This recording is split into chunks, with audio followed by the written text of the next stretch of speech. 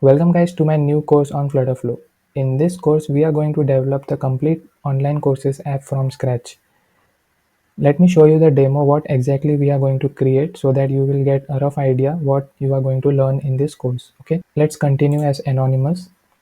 Here we have added the mobile number through which users can log in. Okay, so we have added the phone authentication for the users to log in. Okay, so here user will get the OTP, and once the user verify the code, they have to create the complete profile, move forward. Okay, so here I will add my details. For example, I will add my name, username, and user has to enter a short description and next. Okay, and here user can add the photo. Okay, so the photo is uploading here. Okay, once the picture is updated, you can ask for other details like date of birth as well. Let me select this. This is the complete preview of user profile which user has entered previously. Okay, now next, now the complete profile is created. This is the home page which will open after the login, and here user will be able to see all the courses which you have entered. Right now, from here user can explore the curriculum of the course, and also the player is added here. Now once user will click on buy now button, there are two options here. User can pay through RazorPay or through PayPal. If user click on PayPal, that will open the PayPal screen. If user want to pay through UPI or any credit card or debit card, then RazorPay payment will be there. Also, I have implemented this coupon code feature which might be useful for your users. Once the user add the coupon code, user will be able to save the amount which you want to give them, right? So here our course price is $19.99. So let me show you the backend as well. Here in Firebase, inside Firestore database, we have the online courses here. You can see the course fees is $19.99. You can add the coupon and give $9 as discount. So all the details of courses will be added here, and also for each course we have added the videos. For now I have added the demo videos for this course. So as you can see, demo episodes are here for each and every course. Okay, and also I have to show you one more thing. So for example, now if I select this, okay, if I select this, you can see the course progress is updated. Now if I deselect this, you can see the course progress is getting updated based on the number of episodes. So I have explained everything you need to create this kind of app, and if you are really interested in learning and creating the online courses app through FlutterFlow, this is the best course for you. Also I have added this profile screen where users can update the profile. So as you can see, all the details are fetched from database for the registered users, and here users can update the profile. If you are really interested in learning this course, the course is available at a very minimum price. You can also check out my other courses, FlutterFlow course Basic to Advanced Dating App. In this course, I have created a complete dating app. This is a bestseller right now, and also a grocery delivery app. I have created two courses till now on FlutterFlow, and both the courses are doing very well. You can explore more about me. My name is Manish Methani on LinkedIn. I have dropped the link in the Udemy section. You can check out my profile as well. I hope we create something amazing together. Do join today with 30-day money back guarantee.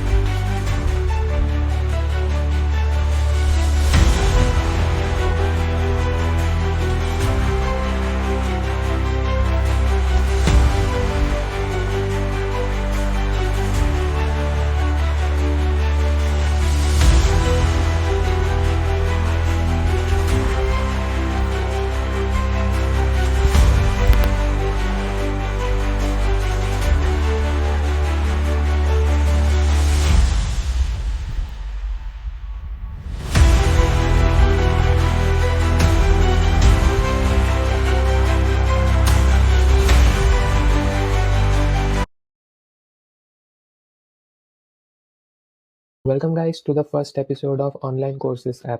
In this episode, we are going to implement the onboarding screen and phone number authentication. So let me show you the demo what exactly we are going to create in this episode. So the first screen which user will see will be this. Okay, this will be the onboarding screen. And once the user sign in with get started button, here the complete account creation flow will be appear. Okay, to get the OTP. Okay,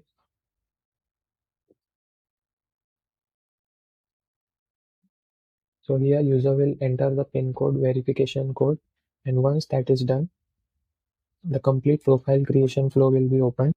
Let me enter the details. I will enter the username with @ symbol. Okay, and here I will add a short bio about myself, and then we will click the next button. And here user will be able to upload their profile picture. I have my profile picture ready. Okay, once the profile picture is ready, then we can select the date of birth. I will select this, and this will be the complete preview of the profile. Okay, if user want to see the things, we can go back and change the user details here. And once that is done, we will click next, and the complete account creation process is done here. Okay, so to check that, let's go to authentication tab here inside Firebase. Select the authentication. As you can see, the account is created and the user ID is also generated. And also we will see the Firestore database is created or not. So we have the users collection and all the details which user has entered. We have everything here. Okay, so these are the things which we are going to implement in this episode. I hope you guys will like this episode, and this is very easy to implement the phone number authentication and creating the UI in FlutterFlow. So let's start with step-by-step tutorial on how to create this kind of stuff. So we will create a new project here. I will name it as online course app. Okay, we will create a blank.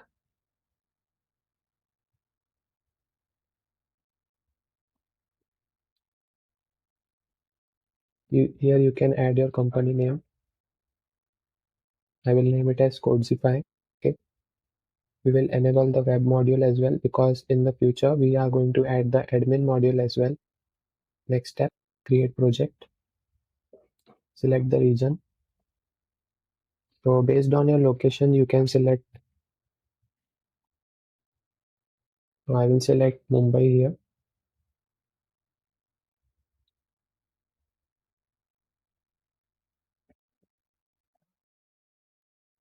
We will enable the authentication. We will enable the user collection. And for the entry page, we need authentication. Okay. Okay. So for now, we will create a blank page here. Okay. Instead of using the template, we will use the blank page. I will name it as onboarding screen. Okay. Create page. And for the logged in page, I will create one blank page again, and that will be one page. Okay, so we will create everything from scratch in this episode. Create page, and this will happen automatically, so we will start building. Okay, let's go to the page selector. Here you will be able to see all the pages of your project. Okay, here inside this page selector you will be able to see all the pages. Okay, for example, this is an onboarding page, this is an home page. For the onboarding page, if you select the widget tree here in the left side, you will be able to see all the widgets added into that specific page. So in onboarding page, we have one column here at top, and below that we have the app bar and then the text. So this is the complete widget tree. Whatever widgets you will add into this page, that will be displayed here. Okay, so we will remove everything. Select this column here inside onboarding page and right click delete it. Okay, also delete this as well. So here select this onboarding inside widget tree. Go to right side here. Okay, here you will be able to see all the properties related to this page. So here we will select the primary background color as black color, primary text. Okay, okay, select this onboarding page. I will add one stack here. Okay, I will add one stack. And inside stack, I want one image. Okay. And I want one text, and I want one button to get started. Okay. So for to select the image here, and you can see button and the text here. Okay. So let me change the color of text. Select the text here. Okay. Inside widget tree. Here you can see the text color here. Select as white color. Okay. So I will select this image here. You can set the width from here infinite. Okay. This will be, and select this button here. You can select the alignment from here of this button. Okay. And set this button alignment to bottom because we want this button at the bottom. And we will set the text of this button as get started. Okay. Get started. Here you will be able to see the width, how you can set the width. Select as infinite, and you can add the padding from left side. Add the padding from left side as 20, so that we get the space from left side here, and also from right side we will add some padding so that we get the spacing from this. And also I want the border radius, so I will select the border radius here, and instead of 8 I will use 14. Okay, because I want the rounded border of this button. So 14 is not sufficient. I will add here as 20, like this. Okay. And if you want to change the font size of this text, you can do that as well. So if you want to change the font size here, you can set the font size from here. For example, 20, like this. And instead of semi-bold, I will use the light. Okay. And for this image, you can see the text here. Okay. We will drag drop the text here, and I want the text here. Okay. And here you can give the text as learn to build apps 100x times faster with no code. Okay. Now, if you want to change the font size of this, we can do that here. I will give it as 30. Okay. We will add the padding from left side. We'll add the padding from right side for this text. Okay. Now, if you want to give the spacing, like for example, after times, I can add the break here. Or if you want to do this like this, you can do that as well. Okay. And for this image, select the image. We will add the padding from top here. And for this text, we will drag this below this. Okay. Now for the image as well, I want the padding from left side, from right side. And I will add the image I already have.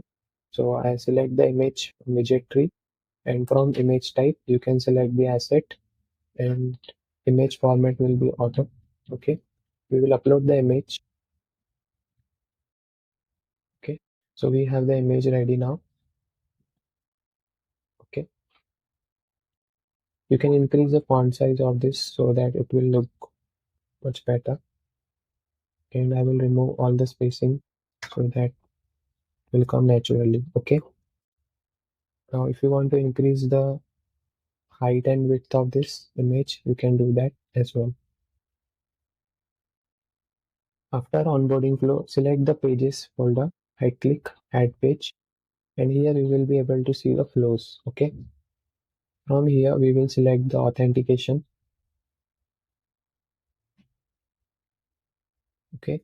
Here we have phone auth and KYC onboarding. We will use that flow. Add to project. Okay. Add to project here.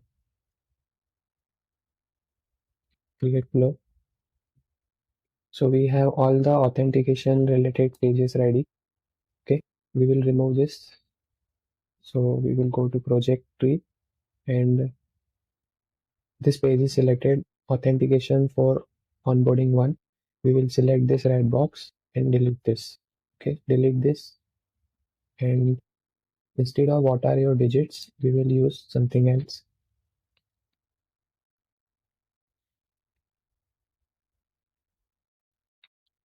Get started. Okay.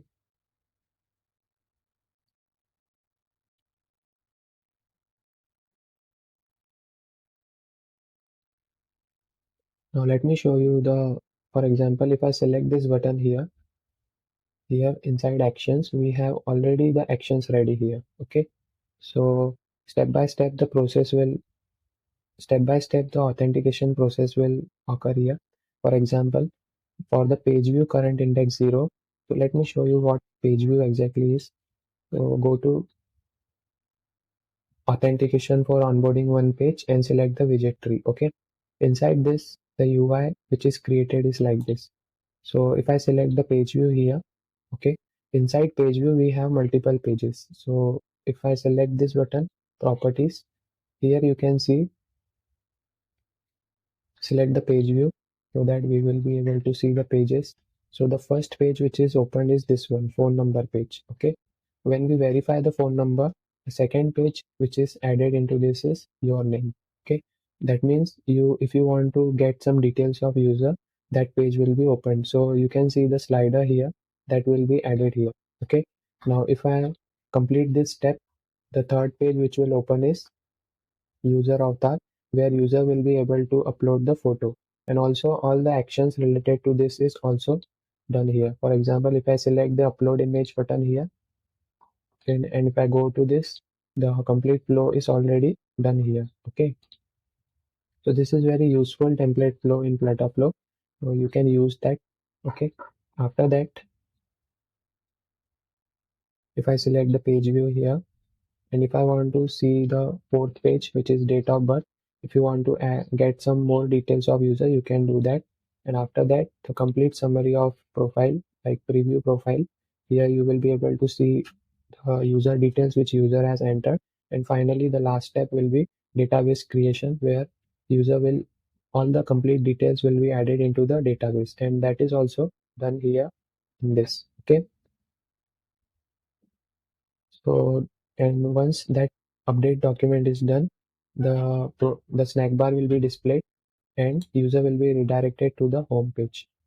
So this is the complete flow which is already done here. All you need to do is set up the things properly. Okay. Now, for example, if I go to onboarding page and select the get started button, we will select this and open action flow on tap event, add action, navigate to, we want to navigate them to onboarding one page. Okay, and here you need to pass some parameters. So let me show you. Select the parameters, and the index will be here 0. Select the index 0, that means the page number first will be opened. Okay, so let's see, run this app. Before that, we will see, go to settings tab, whether the Firebase is enabled or not. So here we will go to authentication, enable authentication, Firebase is setting. Okay, now here inside integrations,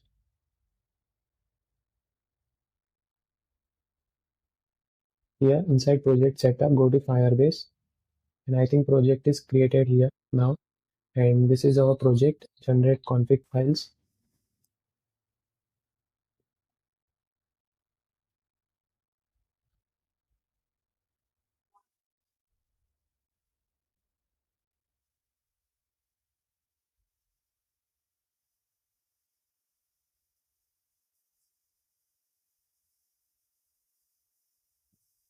Okay, generate config files, and here we haven't deployed the storage, so we will deploy this.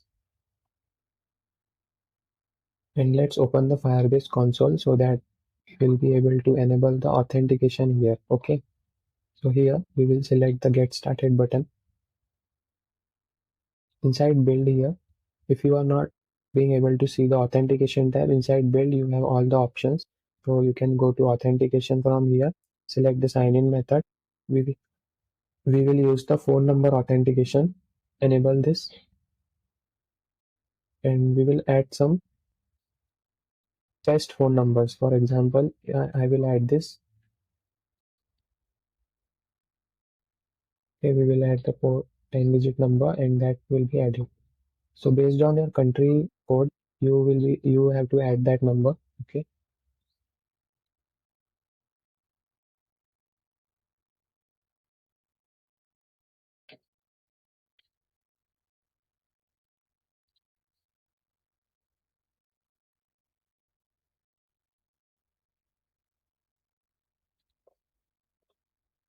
Okay. So make sure this enable button is there here. If it is not appearing, select the save button so that this will be enabled. Similarly, you can add all the other providers from here. For example, if you want to add the Google sign in, you can do that as well. Select the Google sign in, enable this, and select the email ID and scroll this and save this. Okay. So this will enable the Google authentication here as well. One more thing, guys, make sure you have added the demo phone numbers along with OTP. Otherwise, the complete app will not work in the FlutterFlow. If you add the real numbers into the OTP, okay, so let me show you. If you add the real numbers and try to get OTP in Flutter Simulator in test mode or in run mode, it will not work properly. Okay. Once we are done with the UI part and all the stuff related to this course, then I will tell you how you can configure your app by downloading the code here and opening this in Visual Studio Code. Okay, and inside this we have to add some lines here inside the build.gradle file. These three lines we need to add. So I will tell you step by step how you can do this. Okay, but for now let's make it simple and move forward by adding the demo phone numbers and OTP. And once we finish creating the app, I will tell you at the end of this course how you can run the app into your physical device. Okay, if you are looking for other authentication processes like Google authentication and email account authentication, email password account authentication, you can check out my other courses as well, dating app course and grocery delivery app course. So in my profile you can check that. So I think all the steps are done here. Select the connect tab here. You can see the users table. This users collection is created when we were creating the project so that we have all the details of user. Now when the user will sign in using phone number authentication, that details we will take and upload it here. Okay. Now the last part which is left is go to this settings tab, select this connect, go to the settings and make sure the rules are deployed so that we will be able to create the account. Okay, deploy now.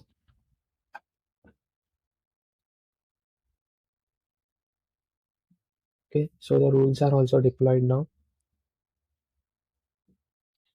Firebase storage. So Firebase storage is not working. For that, go to build here inside Firebase. Select the storage.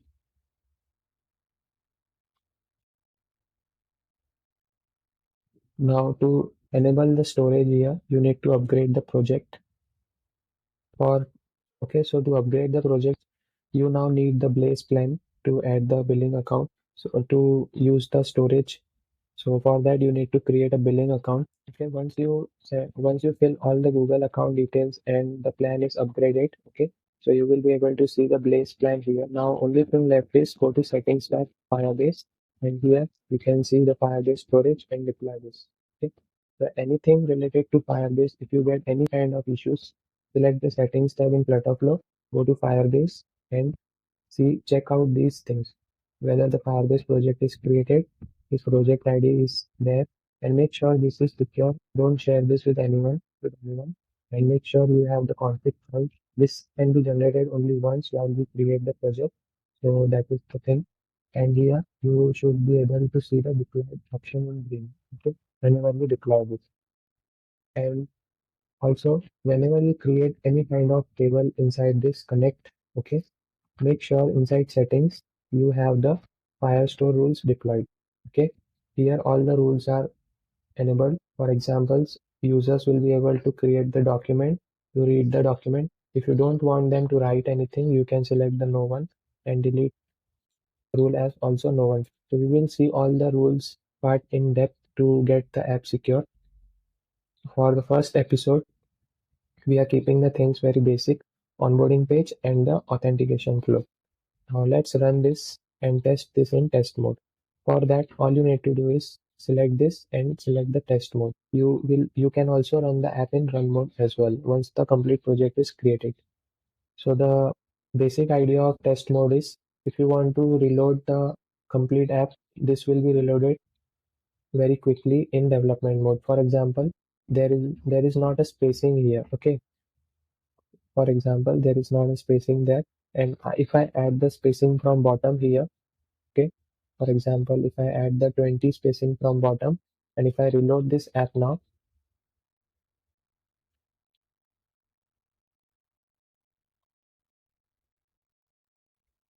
okay. So you can see the spacing is added from bottom. Now let's get started. Okay. I will add the phone number which we have added. So let's add that phone number. So as you can see by default, if I am adding this any other code here, this is not taking. So why this is happening? Let's go to this onboarding page. Select the page selector here. Go to the onboarding one page and select the widget tree. Go to page view because we need to select the first page here. Okay, so go to phone number page here and here when I select this text field here, okay, when I select this text field here, here the mask is added here. Okay, so you can see the mask is added here. Select this, make it as none. We don't need anything.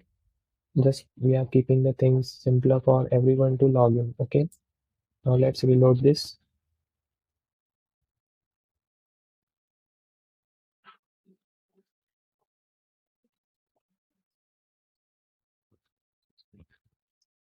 Let's get started.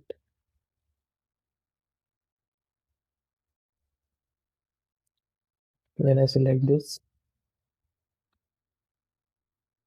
yeah, I will add the same number which I have added for the test. Select the next. It will auto reCAPTCHA verifier. It will automatically capture the verification and we will add the, let me check the,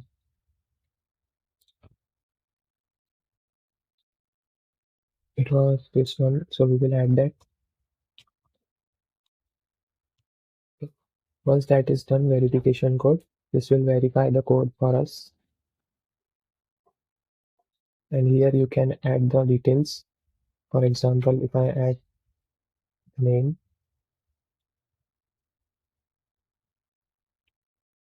okay, I will say I teach FlutterFlow and Firebase. And once that is done, we will select the next, upload our face. So I will select the gallery, the profile picture ID.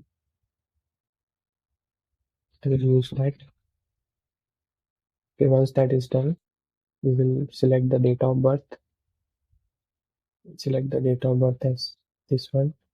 And this will be the preview of our profile. Okay, where user will be able to see all the details which we have added.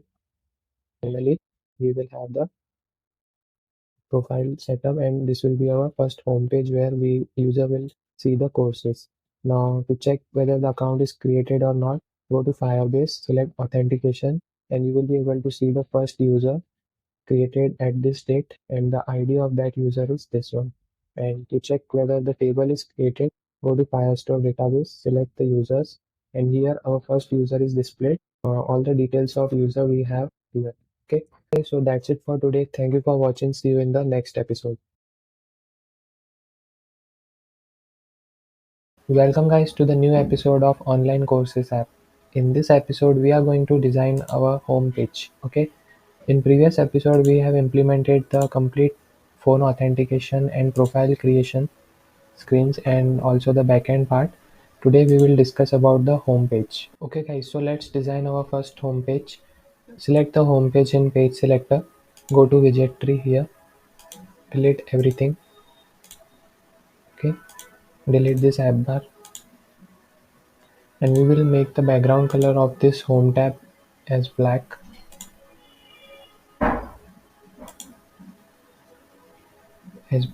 Okay. Here at the top we will add the column. Inside this column we will add one row. Inside this row I will add one text, and also inside this row we will add one column, and inside the row we will add one image. Okay, so in the right side we want one image, user profile image, and in the left side we want to display the name of user. So inside this column we will add one text, and again inside this column we will add whether the user is basic member or the premium member. So we will add a flag which will reflect the premium status or the basic membership status of that particular user. Okay, if the user has bought the course, then the status here will be premium member, otherwise basic member. Now select this top row, and we have to add the alignment. Okay, so we will select this space between, and now we have to make the color of these text as white color. So from the right side here you can set the text color of this text as white. Okay, and we have to set the color of this as well as white. Okay, now this text will be the name of user. Okay, so we will go to the top, and for this text here you can see hello world is written here. Okay, hello world is written. So instead of hello world we will select this and we will display the name of user. So select the authenticated user and display name. Okay, and for this, for the second, we will for now add the basic member. Okay, like this. Now select this text here, and you can increase the font size to 20.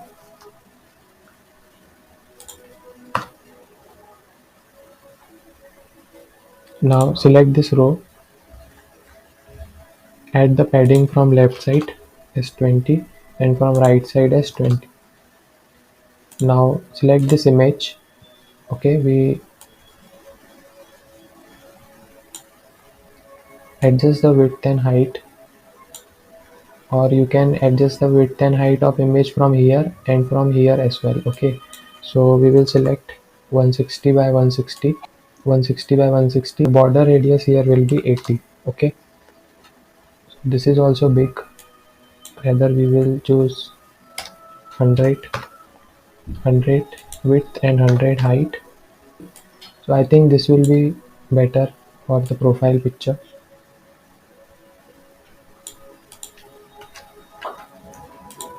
Okay, now to add the image of the user we will go to the bottom, select the image type as network, and for the path we will use authenticated user photo URL. So this will display the photo of the user. Okay, now below this we want the coding courses or the courses which you want to display here, so that will be added inside this column after this row. So inside this column we have added one row here now, which is reflecting this part, and now we will add the rest of the part. So for that we will add one column. Now inside this column we will add one container.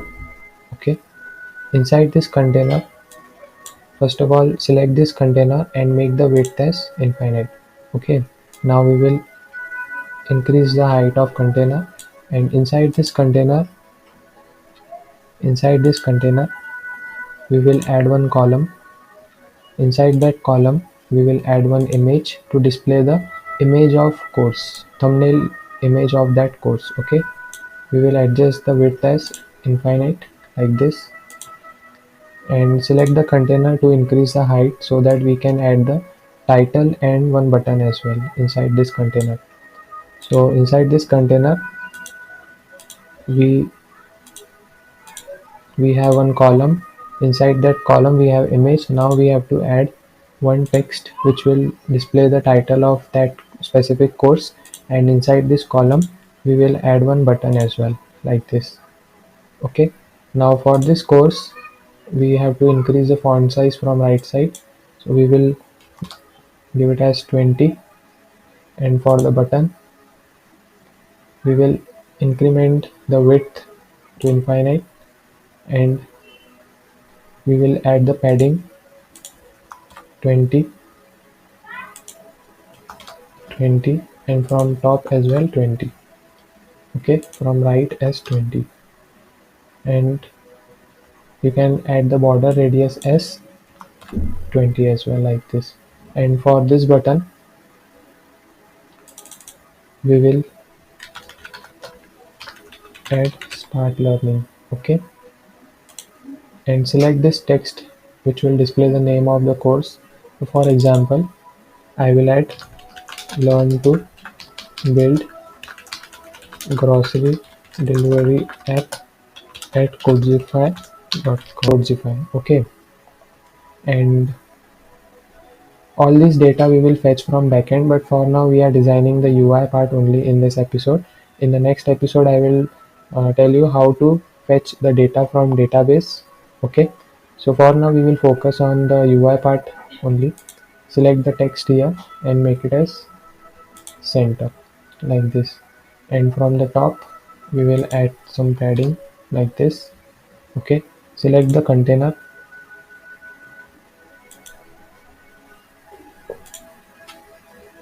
increase the height like this. Okay, so I think yeah, the UI is ready now. Container, you can add the padding 20, like this, from left if you want, like this. Okay, now we will set the color of this container as black. Select the container, select the container here, set the background color as primary background or secondary primary text, like this. Okay, for this text we will have to change the text color to white, like this. Okay, now we have our UI ready here. Only thing which is left is now we want multiple courses to display. Okay, so instead of creating the UI again and again for every course, we have added the column here which gets the data from Firebase and display all the courses here. So that part we will cover in the next episode. One more thing we can do here, start learning. You can set the font weight as light. Okay, and you can increase the font size to 18, like this. Okay, okay guys, so let's run this app and see whether the data of user and the profile image is coming or not. Let's run this first in test mode.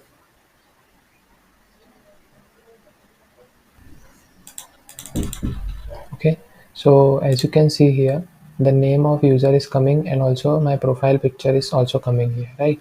So I think the data is now coming properly. The rest of the part, which is the courses part, that need to be fetched from Firebase, so that we will cover into our next episode.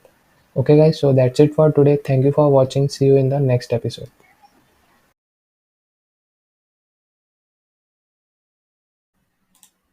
Welcome guys to the new episode of Online Courses app.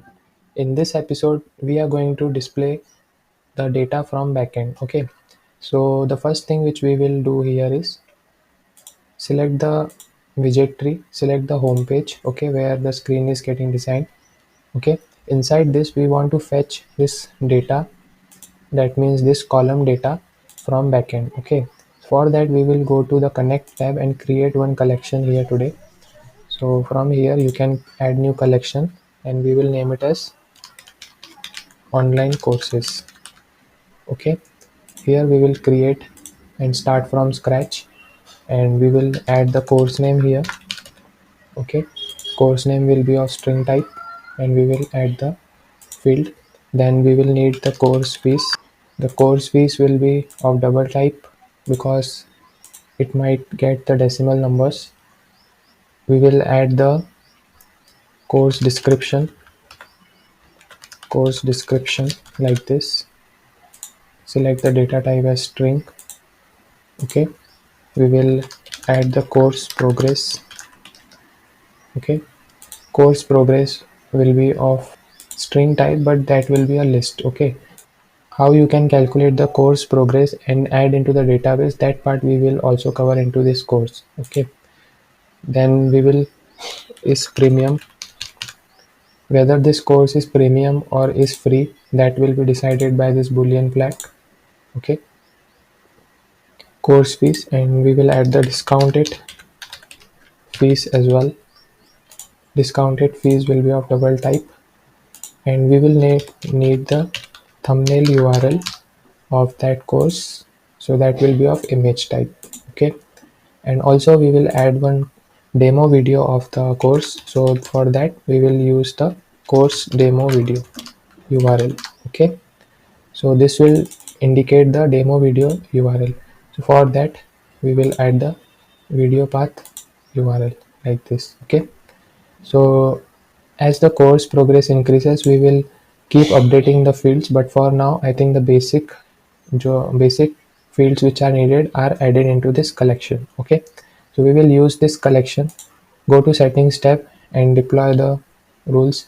So before selecting everyone here, select only the authenticated users. Okay, for now, so that it will be more secure than everyone.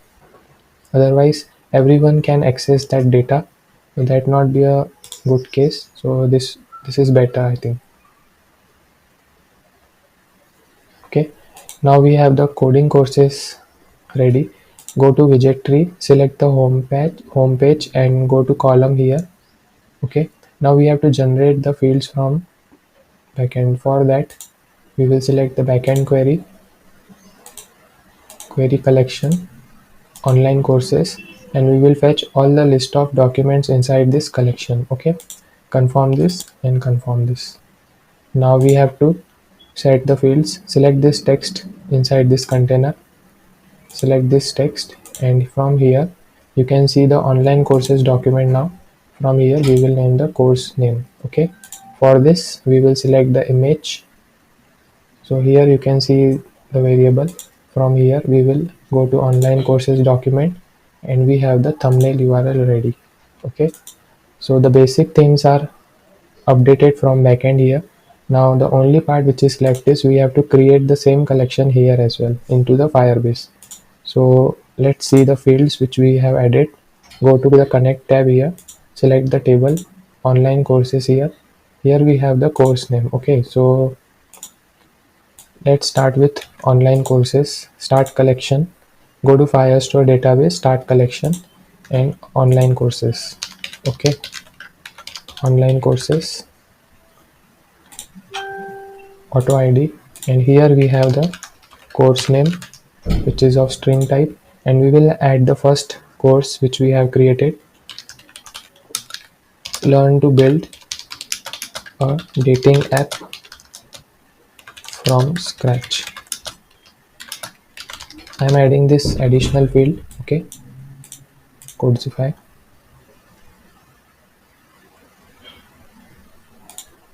Then we can add the course fees here. Course fees will be of number type, and you can add your own pricing. For example, I will add the $19.99. Okay, so that will be the field. Then we have the course description. We will add that course description. It here in this course you will be able to create a complete dating app from scratch. Okay, using FlutterFlow. Here we have course description, then we have the course progress. For now we will add the field course progress, and that will be of array type. Okay, let's add another field, is premium, is premium, is premium, and that will be of boolean type. Okay, so this will be a premium course, so we will set it true. Then we have the thumbnail URL. Now we need the URL for the images. Okay, so that we need to add into the storage. Okay, course demo video URL, and that also we need to add course demo video URL. Okay, so we need the URLs here to add the image and the demo video URL, but for now let's add the save.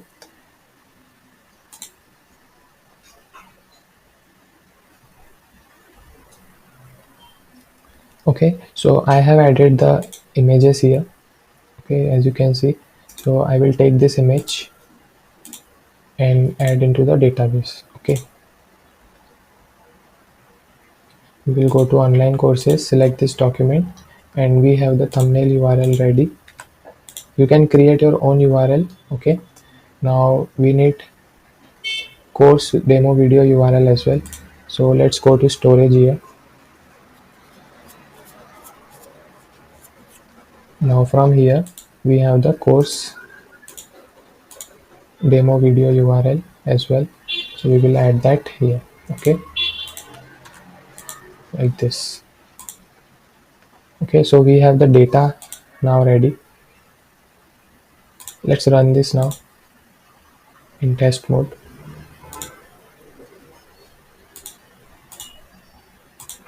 In test mode, let's run this and check whether the data is coming or not.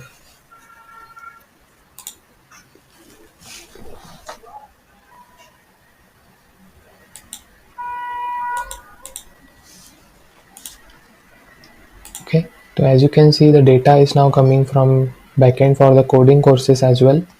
Now we have only the one course into the database. Let's add one more. Let's add one more course name. Learn to build a grocery delivery app at Codzify. Okay, here let's go to the connect tab and to check the fields. Course fees we want, we will add that course fees, and that will be of number type. Let's add $19.99.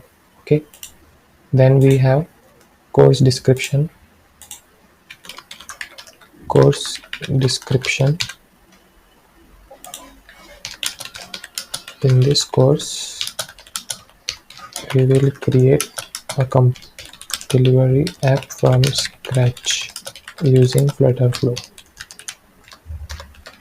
Okay, course description is ready. Course progress, we need to add that course progress. Let's keep it as array. Okay, then we have is premium, and that this course will also be a premium course. Discounted fees, that will be of number type, and let's keep it as $8.89. Thumbnail URL and course demo video URL. Okay, thumbnail URL and course demo video URL. Okay, let's save this and get the image URL from storage. So we have the image ready here for the second course. We will use this. Go to our online courses, second course, thumbnail URL, edit this and add this. Okay, and then we need the demo video URL as well. So we will use that demo video URL. Okay, copy link address, and inside second course we will add that course demo video URL as well. Okay, so now we have the data ready for the second course as well. As you can see, it's real time, the data is now coming properly here. Okay, now as you can see, we are not able to scroll here. For that, go to home page here, select widget tree, select this column here at top, select this column, and in the right side you can see the scrollable off. Okay, allow the scrolling as well. Now if you reload this, now since we have only two courses, when we add more courses then the scroll will be happen. Okay, Okay, so in the next episode what we will do is when user click on this button, we will open a next screen, okay, inside which here a demo video will be played, and here all the curriculum which is here the curriculum will be displayed for this course. Okay, only first two episodes will be open and the rest of the episode will be locked. Once the user will pay for this course, okay, then the rest of the episodes will be unlocked. So it's a simple online courses app where users will be able to see the courses, and all the courses will be premium. Some courses will be premium, some will be free, and for the premium courses there will be a lock for the rest of the episode except the first two, and for the free all the episodes will be free. So all that logical part that need to be covered is what we are going to see in our upcoming episodes. Once this screen is done, we will discuss about how you can display the purchased courses. Okay, for example, user has bought this course from here, and now we have to display which course user has bought and also the course progress of that course. So that way we will display it here inside the carousel. Okay, so that is more advanced part which we will cover. I hope you guys are enjoying this course. If you are really liking the way I am teaching, you can drop a review and rating as well. Okay, so in the next episode we will discuss about the rest of the things. Okay guys, so that's it for today. Thank you for watching. See you in the next episode. Welcome guys to the new episode of Online Courses app. In this episode, we are going to design our course details screen where we will display the data of course and also the video player. Okay. So basically in previous episode, we have designed this home page where we were fetching the data from Firebase regarding courses. Okay. Now when user click on the start learning button, then we will create one details page today. Okay. So first of all, let's go to the pages here. Okay, and what we will do is we will create one folder here so that we will be able to identify the pages very clearly. So here I will name this folder as courses. Okay, I will create one folder here and I will place this home page here. So all the pages regarding courses will be inside this folder, and for all the onboarding screens will be under this folder for Auth. Okay, so we will make the things very professionally in this course. So here we have the home page, and then we will create one new page here where we will display the details of the courses. Okay, so we will create one blank page here. Okay, so we will name it as course details. Okay, here we will create a blank page. Let's select the course details in the page selector and go to widget tree. From here we will delete this app bar. Okay, delete this app bar. Inside this column we will add one video player. Okay, we will add one video player here, and inside this column we will add one text which will display the title of course. Okay, here we will display the title of course and its alignment will be left alignment, and we will give the padding 20, 10 from left and 20 from top. Okay, so here we will make sure the font size is bigger to display the course. Okay, and font weight should be bold here, simply bold, like this. Okay, now below this we want one more text here. We want one more text here. We will align the text to left, and again we will give the padding as 10. Okay, so the padding is not required here. What we will do is we will add this like this, and this will define the duration of the course. Okay, so we will define the font size of this as, I will make this, okay, here we will make the duration as font size as 16. This will display the duration. Okay, after this we will add, inside this column we will add a column here. Okay, this column will display the list of all the episodes which we are going to uh, fetch from the database, okay, related to this course. So inside this we will add one row, okay, and inside this row, okay, inside this column we have row, and inside this row we will display the title of episode, and inside this row we will add one button, or rather we can say icon button to play. Okay, select this button here in the left side, and in the right side you can see icon properties. We will add a play button here, okay, play button here,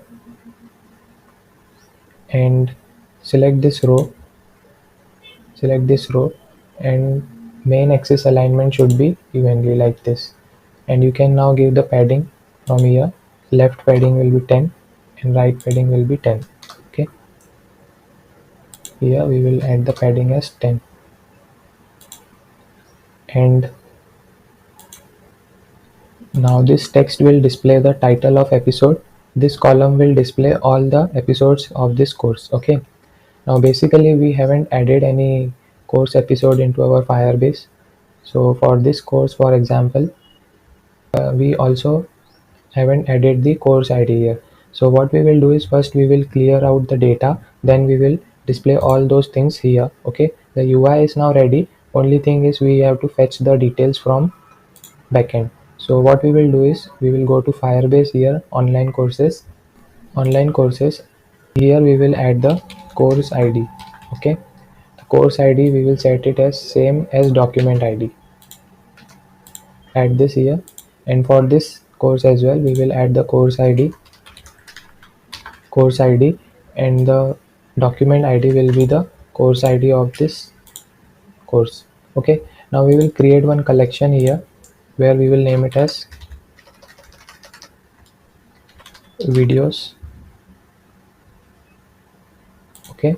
Here we will auto ID, we will add the title of episode.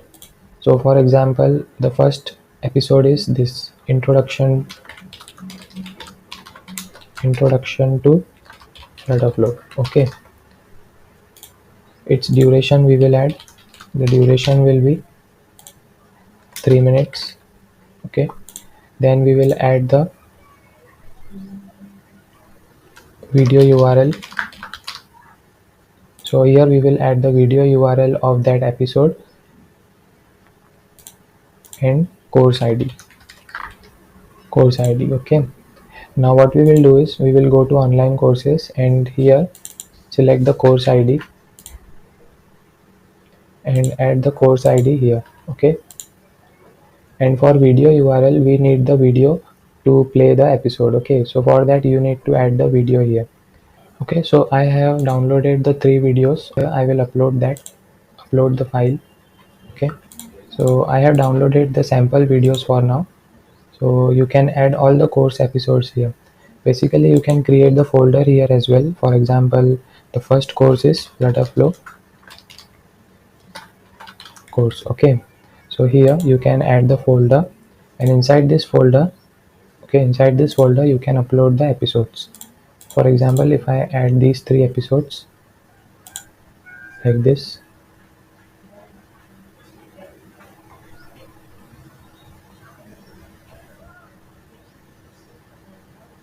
okay. So we have this episode. Now we will copy the link here, duplicate this, okay, and go to the Firestore database, online courses. Inside videos we will add the video URL, okay, video URL, update this, okay. Similarly we will add one more course episode, and we will name it as setting up the project, okay. Set up the project. Here you will add the duration.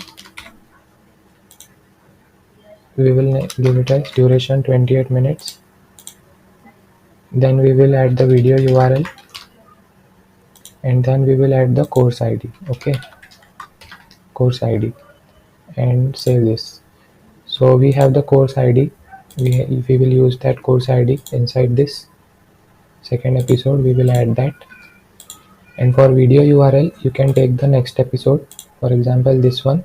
We will copy link address and add this inside video URL.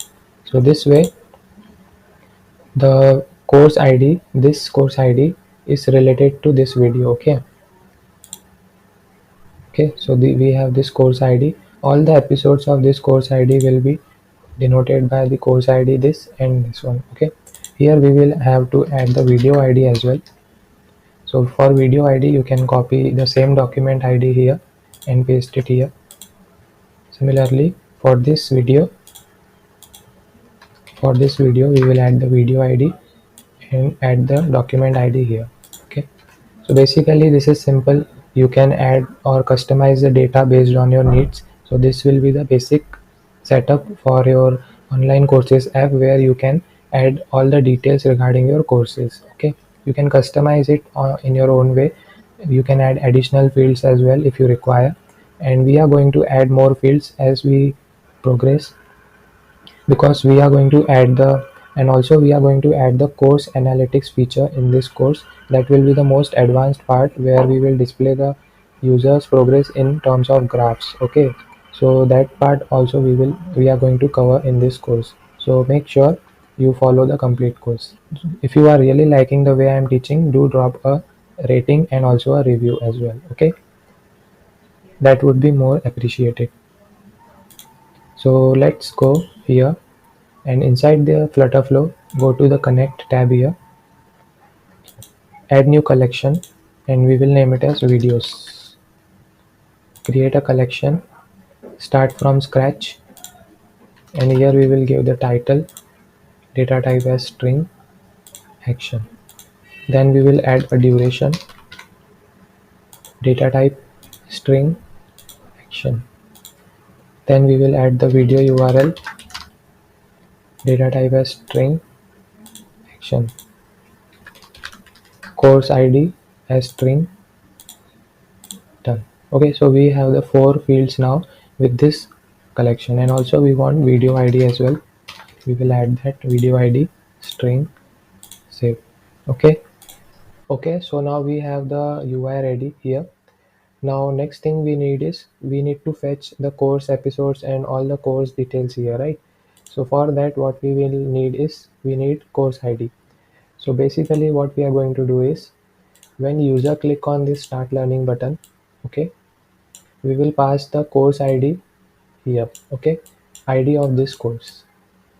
When user will click on this course, we will pass the ID of this course, right? This is more obvious, like we want to see the details of that course only which we are clicking, right? So what we will do is, here on start learning page, we will navigate to course details screen. Okay, now here we need to pass the ID of this course, specific course, right, while navigating. So here we will define the parameter. We haven't defined any parameter yet, so we will define that, add parameter, and we will name as course reference. Okay, because we want ID and course name, course detail, course duration, course fees, and we want everything related to course, so we are passing course reference here instead of only ID. So type here will be document, and that is required, and collection type will be online courses. Okay, I will confirm this. Now we are ready to fetch the details here. Now let's go to course details here. If I select this hello world here, and as you can see in the right side text, select this, and we have the course reference here which we have passed in page parameter, right? So we will use that, and here we have get document property, and whatever you want to fetch related to course you can display here. For example, we want the course name here, and UI builder display value will be, this will be displayed only in your UI. Okay, and this will be displayed in the real app. So UI display, I will write it as FlutterFlow course. Okay, and here I am adding a space only. Confirm this. So here the course name will be displayed, and select this text, we will display the course fees here. Select get document property, course fees here. Okay, or rather we will display the course description here so that it will look more professional. And here we will add the space, and here also we will add the space. Okay, so for now it will not display anything, or because we haven't added the UI display builder value. Otherwise you can write it as like this as well. Course description will be displayed here like this. Okay, now we have this, and now we want to fetch the episodes of this course. So for that we will select this widget tree, select this course detail, and here in the right side, okay, in the right side you can apply the backend query and query collection, and we will fetch the videos. Okay, we want all the videos, so we will select list of documents. But as you can see, the videos collection will contain all the episodes of all the courses. Okay, so what we want is we want to fetch only the videos of this course id, where course id is this. Okay, only this course id. If I add a new document here and its course id is different, then we don't want that. For that we need to apply a filter here. Apply a filter. Collection field name will be course id, and its relation is equals to the course id we are passing through this parameter. So we will select the course reference, get document property, and here we will see the course id here. Okay, so we want to fetch only those episodes which are related to this course. Okay, so that's what we have applied the filter here. Confirm this. Now if I select this column here, okay, this column here, you can see you can generate dynamic children's here. Okay, so here we want videos document. Okay, confirm this, and we will name the variable name as videos. Save this. Okay. Okay, now we can select this text because we want to display the course episode number 1 here, 2 here, 3 here. So we want to make sure we set the text properly. So here you can see videos item. Inside item we have to display the title here, and also we will add the duration here as well. Okay, so for now let's see whether the title is coming or not. And for the video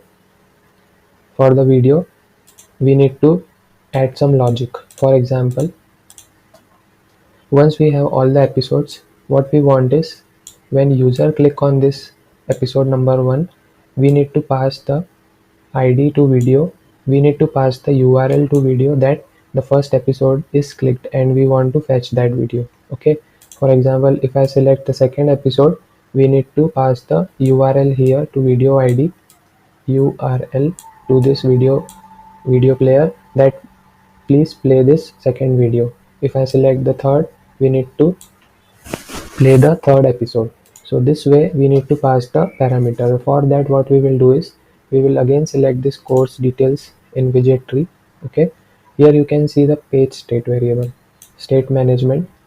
So we will create one variable video URL. Okay, and its type will be video path. Okay, and initial value we will play this video first. Initially, whenever user come to this page, the first video will be played, this one, and for the next episode this will be played, whichever user has clicked. Okay, confirm this. So we have the video URL, and also make sure inside connect tab here inside tables videos, for video URL you should not have the string path. Okay, so delete this, and we will make sure we have the video URL to be of video path.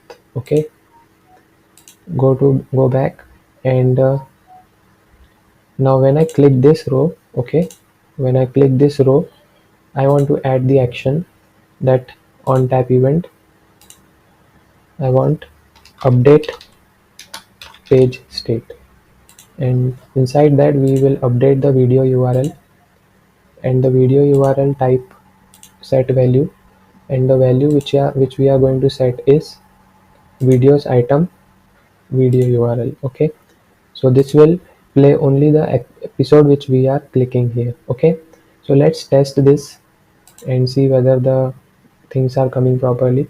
Required parameter course reference is not set. So here, while passing the course details, we haven't set the parameter. So here, from here, we will pass online courses document, this document, confirm this and close this. Cool, right? This is cool.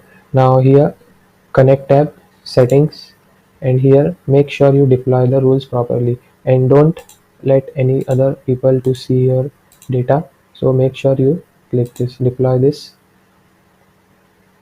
Once we deploy this, then we will run the app and test whether all the things are working or not.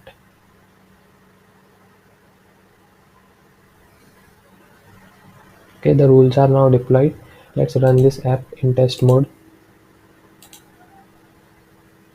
Hopefully we will fetch all the courses and also the episodes as well.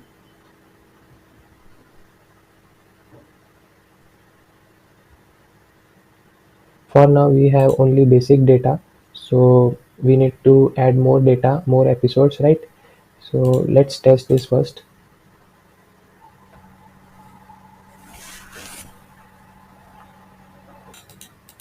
Okay, so we have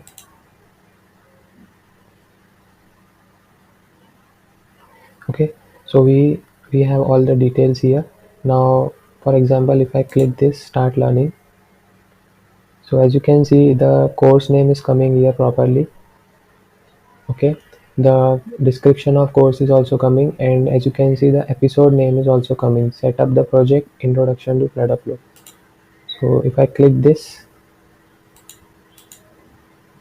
we play this. Okay, now if I click this one, so the data I think is not getting passed here. So for example, introduction to FlutterFlow, setting up the project. Okay, so let's test the URL.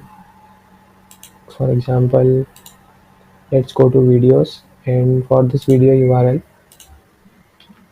let me check whether the video is playing or not. So we want this one, this video to be played when introduction to FlutterFlow is clicked. Okay, so when I click on introduction to FlutterFlow, this is not working, right? So I think we need to refresh the data as well. So here, go to course details. Okay, and when I click this, open action flow, update this, we have passed the parameter. Okay, we haven't set the video player path. Okay, so select the video player, we haven't set it. This is a default video URL which is always coming, so we need to set the path for this as well. So here we will use video URL. Okay, page state variable video URL, so whatever the video URL will be, that video will be played here. So let's reload this now and see whether the selected video is playing or not.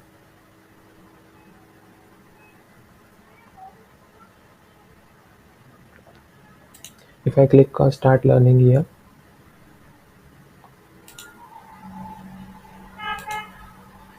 okay, as you can see the video is coming.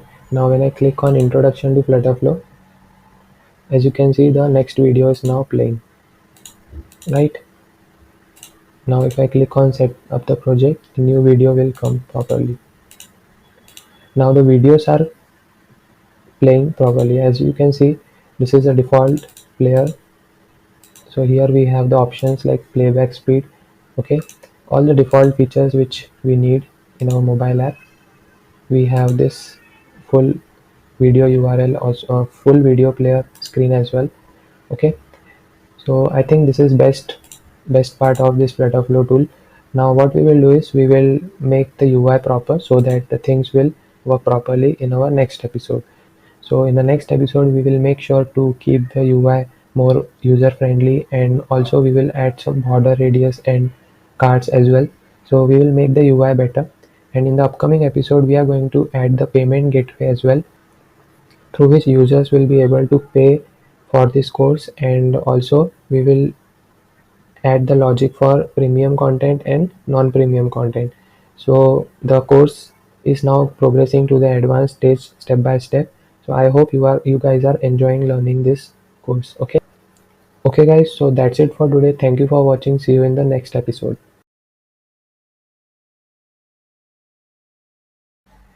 Welcome guys to the new episode of Online Courses app. In previous episode we have implemented the course details screen, right? If you notice, the episodes which are coming here are not in correct order, right? The first episode which we want introduction to FlutterFlow should be first, and setting up the project next, and also the rest of the episodes should be in proper order, right? So for that what we will do is open Firebase, go to videos collection, and here I have added the order number field as well. So let me delete this from both the tables.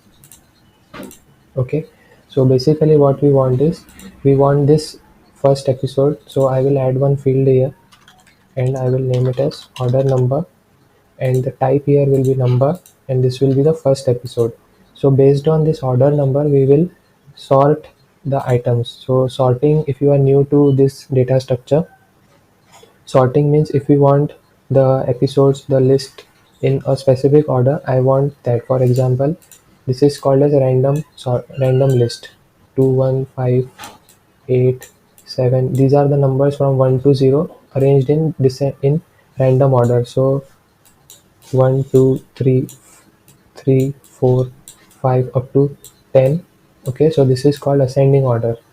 This is called descending order. 6, 5, 4, 3, 2, 1. Okay, so based on the increasing order here we will sort the list items. So that is very easy actually in FlutterFlow. Only thing you need to do is add order number here, and order number we will name order number as 2. Okay, so let's test this. If we added the field inside this collection, so make sure this videos collection fields, all these fields must match with the table. So go to connect in FlutterFlow, select this, go to videos, and make sure you have the order number here as well, order number integer, and the name of the field O is small here and N is capital. So this is called a camel guessing format, okay, in coding. So make sure the field name is correct. Next thing we will do is go to page selector, select this course details page, and inside widget tree we have added the column here, right? And we were fetching the data using this generate dynamic children. So instead of this, what we will do is, because we don't have any power here to sort the items here, okay, so what we will do is we will remove this, save this. We will apply a backend query instead. Select this column, apply query, query collection, and here we will fetch videos, list of documents, but the filter here will be where course id is equals to the course id which we were passing. So use page parameters, get document property. Inside this we want course id, confirm this, and also we want ordering. So we will select the order number in increasing order, we want everything. Confirm this, confirm this. Now here set the fields. Text, select text, select here, go to this videos document. Here you have the title, okay. And also when we click on this row, open the action flow. Here we were passing the page parameter, like when user click on first episode we have to pass the parameter. So videos document, inside this we have video url, okay. So this way everything will perfect work fine. And let's test this by reloading the app, or if you want to run this you can run this in test mode. So now the episodes should come in correct order. Okay, when I click on start learning, here you can see the order is now coming in proper format. Introduction to FlutterFlow, set up the project. Okay, now we will clear the UI part. Like for example, I will make the background color as black. So select the course detail here, and from here select properties, and as you can see the primary background color is white here. I will make black everything. Okay, now we want this text, which was this, to be of white color. So first make it as white color. Okay, then we have the course detail. We will use this one. Okay, for this row, we will make the color as white. Okay, and for this icon button, I will remove the background color. Will remove the background color, only keep this icon. Okay, now I want the UI to be more fancy. So what I will do is I will make this text in the upper side. Okay, here I want the course name, then I want the video player, and instead of this course description, I want how many lessons are there in this course and what is the duration of this course. So what basically I will do is I will add I will delete this. Okay, I will delete this text course description, and instead select this column, and I will add a row. Okay, I will add a row and drag this row below this video player. So here at this point, let me zoom this in. At this point, I want something.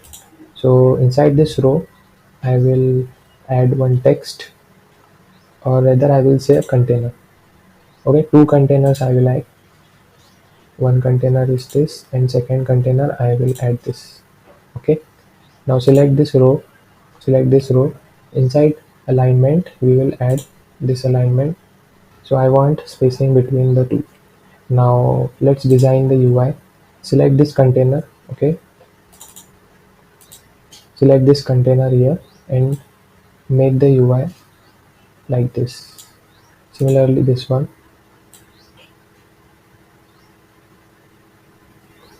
and instead of this evenly spaced, what we will do is we will add this one. Okay, let's make this way. Okay, so for this container, select this container, add the padding. Let's add padding as 10. Okay, for right side we will add the padding as 10, like this. Okay, from top we will add the padding as, for top, select this row. Okay, we will add the padding for this row by default, like this. Now what I want is, inside this container I want to display the duration of the course, so I will select this. Similarly inside this container as well, I want to add the number of lessons. Okay, now select this text, and we want to display the duration. Select this container now. Instead of primary background, we will add some color here, the blackish color, but whose opacity is less, like this. The light black color I want here. Okay, so if I zoom this in, you will be able to see this properly, and we will design the border radius for this container. Let's design the border radius. Okay, select this container here. This widget tree is more important. If you select this item here, it might select the text, but inside widget tree you will get the clear picture, like what UI widget is selected into the UI builder. So that will help you to design the UI more properly. Select this, we want border radius from all the sides. Select this text, and we want text color to be white, like this, and we want the font size to be little bit small, like I will add it as 12. Okay, and the alignment here should be proper, center alignment. Okay, so this way we will add the course duration. Okay, now next thing will be, for this we will do the same. Select the container here, select the primary background color as black. We will make the opacity less. select the color here like this. Okay, and for the container we will add the border radius from all the side. Select the border radius, select this text, make the text color as white, and make sure you have the font size properly aligned, and also the alignment to be center like this. Okay, now you can increase the width as per your design needs so that it match the complete screen. Okay, so this is what we want to be displayed. And okay, so this row is defined. Now we will add the data here. Now what is the duration? For example, if I select this text, and we have to get the duration of the course, so we will get the duration. I hope we have added the field here for course duration. So we haven't added the course duration field inside our online courses document. So what we will do is we will add that. Go to connect tab, and as the course progress, as I have told you, we have to add many more fields, so we will add it step by step as per our needs, right? So we will add it as course duration, and that will be of string type. Okay, and we will add the course lessons.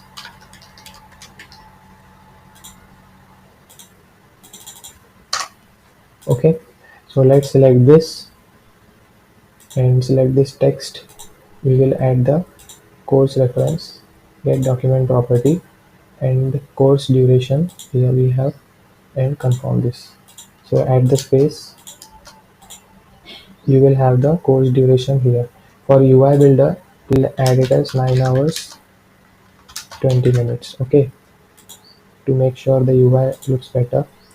And for this we want the number of videos available into the videos collection, right? So we want to display the lessons count here. So how can we do that? Select this videos document.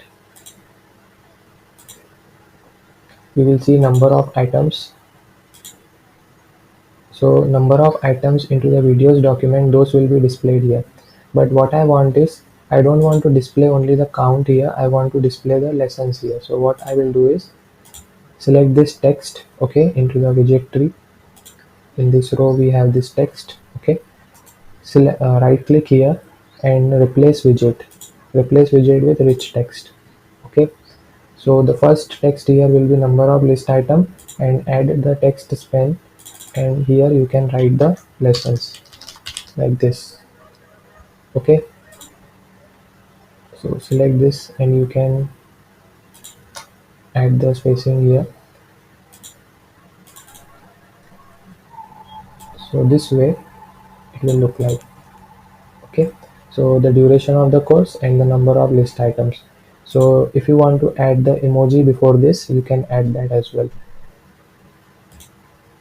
So from here we will select any emoji we want. For example, if I select this here inside number of list items, text span, paste it here. Okay, so I want this before. So what I will do is I will delete this. Okay, I will delete this one as well. I will add the icon first, then the number of list items, videos document, number of items, confirm this, and then I will add spacing and lessons. Okay, so this way our UI looks much better. Similarly for this text as well, inside this container you can add the emoji for duration. Okay, so basically this symbol indicates the duration part. So we will copy this and go to this text here, and here we don't have any option to add the rich text, so let's make it as rich text. Select this, replace widget rich text. Okay, so the first text I want is duration, and then I want the course duration, so that we will get document property. Inside course duration we will get that. Okay, so inside UI builder you can write 9 hours 20 minutes course. Okay, here we have duration, space, confirm. Okay, now we want the lessons count, so instead of time we will search for count in this emoji. This way we can display, you can select as per your customized design. So let me select this one. So let's select this one and add the lessons symbol here, right? So I think it's better now. So let's minimize everything from the widget tree so that we will be able to see the UI properly. Okay, so we have this course details page inside which we have added the column. Then we have this course name here. Okay, video player. Let's add some padding for the video player here, 20. Okay, for this row, that means this one, this where duration is displayed, let's add the padding as 20, like this. Okay, and then we have this column. Okay, so we will add the padding for this as well, 20. Okay,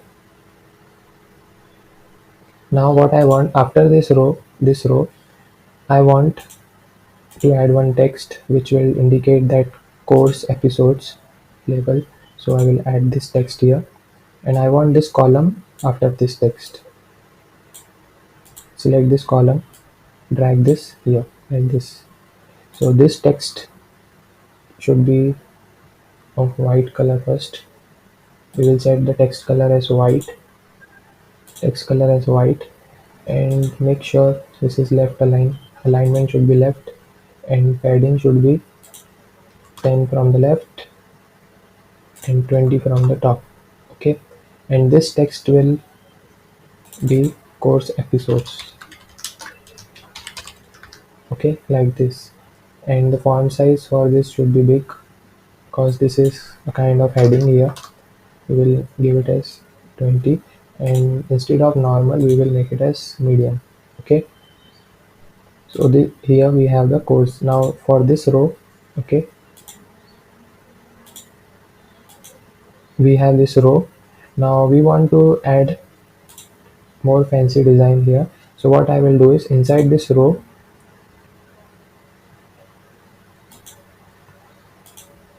select this row. I want to wrap widget inside, to wrap this widget inside the container. Okay, so this container fill color, I want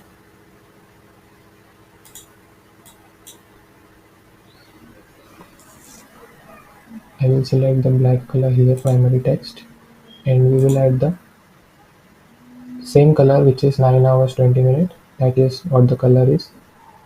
So here we will select that color. Okay, and you can add the padding here, for example 10 here, 10 from bottom, 10 from bottom like this, 10 from right, this. Okay, and border radius here should be rounded. Okay, and for this row, select this row, we have to add some padding. So for this text I will make the font size little bit bigger, 16 pixels. Okay, and inside this row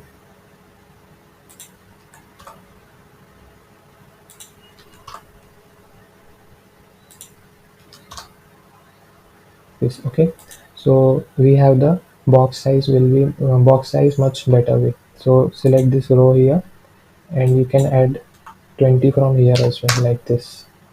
Okay, so this way our UI looks much better way, and I hope you guys are enjoying learning this and also creating this practically with me, right? Now for this as well, for this container. Okay, for this container we have the rich text, so we will select the rich text and Make sure we have the padding proper here. 10 from left, 10 from right. Rather, you can select this box instead of giving. So this will add the padding from all the sides properly. And select this container, second container, and this one, the second container inside this rich text, and add the padding from all the sides. So select this and add the padding from all the sides as 10. Okay.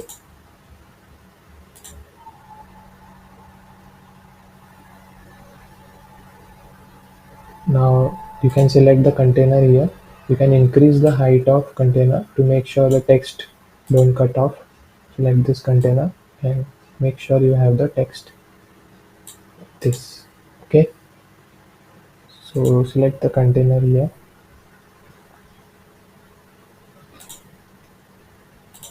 container, this one, and you can increase the width little bit, this, and for this container as well you can increment the width here like this. Okay. Now for this video player you can add padding if you want. If you don't want, you can leave it. Right here you can set the properties for video player like autoplay. If you want the autoplay, you can add that, so the video will play when the screen is open. Otherwise you can make it off as well, like this. Okay. Okay guys, so I hope you enjoyed this tutorial today. Okay guys, so in the next episode we will add the logic part, like we will enable the feature of course progress here, where users will be able to track their course progress. So for that we will add one checkbox here, and also indicator which will denote how much course progress is done for the user. And also in the upcoming episode, we will improve the UI of this homepage. This looks very basic, right? We will add some analytics of course progress, of users' course progress, and make this UI much better way. And I hope you guys get to learn more things in depth. Okay. Okay, guys. So that's it for today. Thank you for watching. See you in the next episode.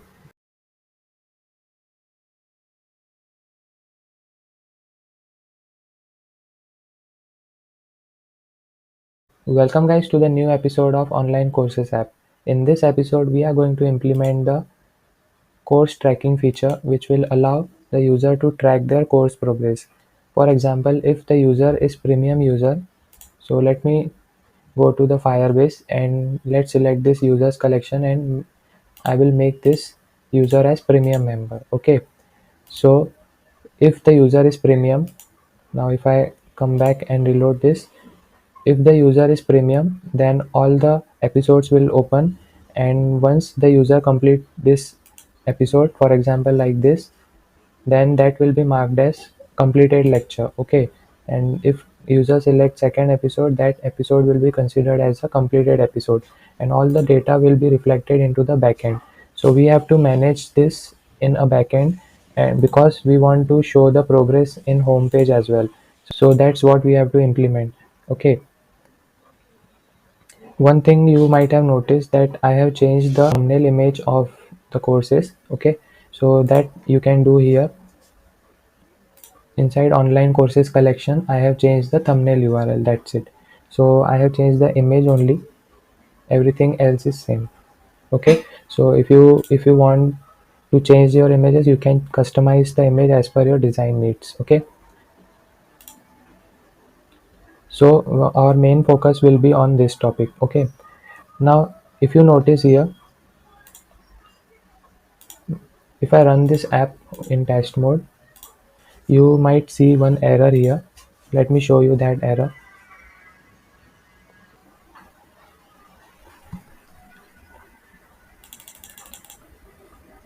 Okay, so if I click here on start learning, you can see the user is premium now. Okay, but when I click the second episode, you can see please buy the premium plan. Okay, even if the user is premium member. Inside users collection, I have set this to premium. So why this issue is coming? Let's go to the course details page in FlutterFlow and select this row. Go to widget tree, edit the action. click here, open actions. Here we have applied the condition where index in list is greater than 1. So every time whenever the index in list is greater than 1, that means the first index starts with 0. Every time the second index, third index, fourth index, fifth index, after the 0th index, every time whenever the index is greater than 1, okay, in that case we are going to show the snack bar. Okay, so if index is greater than 1, then we are showing the snack bar. So that's not the right, because even if the user is premium and here the index value is 1 for the second one, and if I click this here, you might notice that snack bar is coming. So we want to apply a check that if index is greater than 1 and user is not premium. Okay, when user is not a premium member, in that case only we have to show the lock here, and also the buy premium plan. If user is premium, then there is no need to show the snack bar here, right? So here we will select this condition and go to this, and here we will add one more condition where index is greater than 1. Okay, so after first episode, every episode should be logged, or should be every episode should be logged only if is premium member in authenticated user is false. And here you can apply the opposite statement. Is premium is set as true, we are applying the opposite. Okay, confirm this, confirm this. And now if I reload this, if the user is premium, then all the episodes will be unlocked, and if the user is not premium, then the second episode will be locked. And also when I click on that, it will show that please buy the premium plan. So this is more logical part. If you are new to this, you might take some time to understand this. If you repeat the steps again and again, in most of the parts we are going to implement this in our course, so in that you will be able to grasp this very easily. Okay, let's start learning. And as you can see, now if I click here, the episode is coming and the buy premium plan snack bar is not coming. For example, if I set the user premium member as false and update this, and if I refresh this, you can see the log button here. And when I click on this log button, the episode is not coming, and also please buy the premium plan snack bar is coming here. Okay, now the things which we are doing manually here, for example, for this user, we are setting the premium user as true and false from backend here. Okay, so what should happen is, here we need one button where user will pay for the course and then all the episodes will be unlocked. That's the payment integration part which we are going to see in our upcoming episodes. For today's episode, we will focus on the course progress. Okay, so we are going to manage the premium flag manually from here. So I will make this update here. Okay,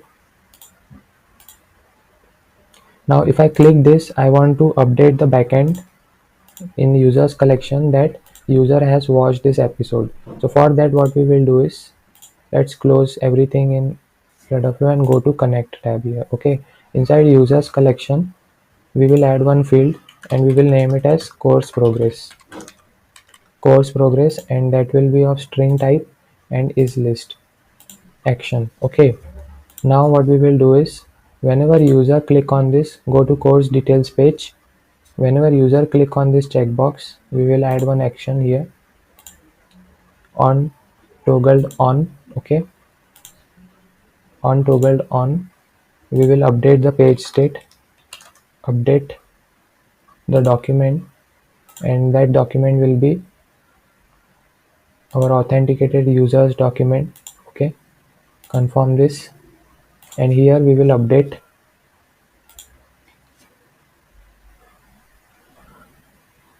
Here we need to update the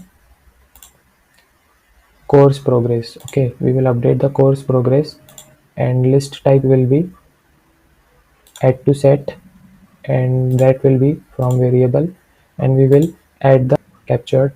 So in videos document, you will have the video ID. Okay, so whenever user click on this, like this checkbox, the ID of this video will be stored inside the course progress. Okay, and that's it. Okay, now if I click this checkbox and open the action flow, Here you will see the plus button, and on toggled off, okay, on toggled off, that means if I uncheck this checkbox, then in that case we have to add one condition, add one action, that update document, same document, which we will say authenticated users document, confirm this, and we will remove the video id, remove from set, we will remove the video id. So it's that simple. Okay, so now let's reload this and let's see whether the course progress is getting added into the users collection or not.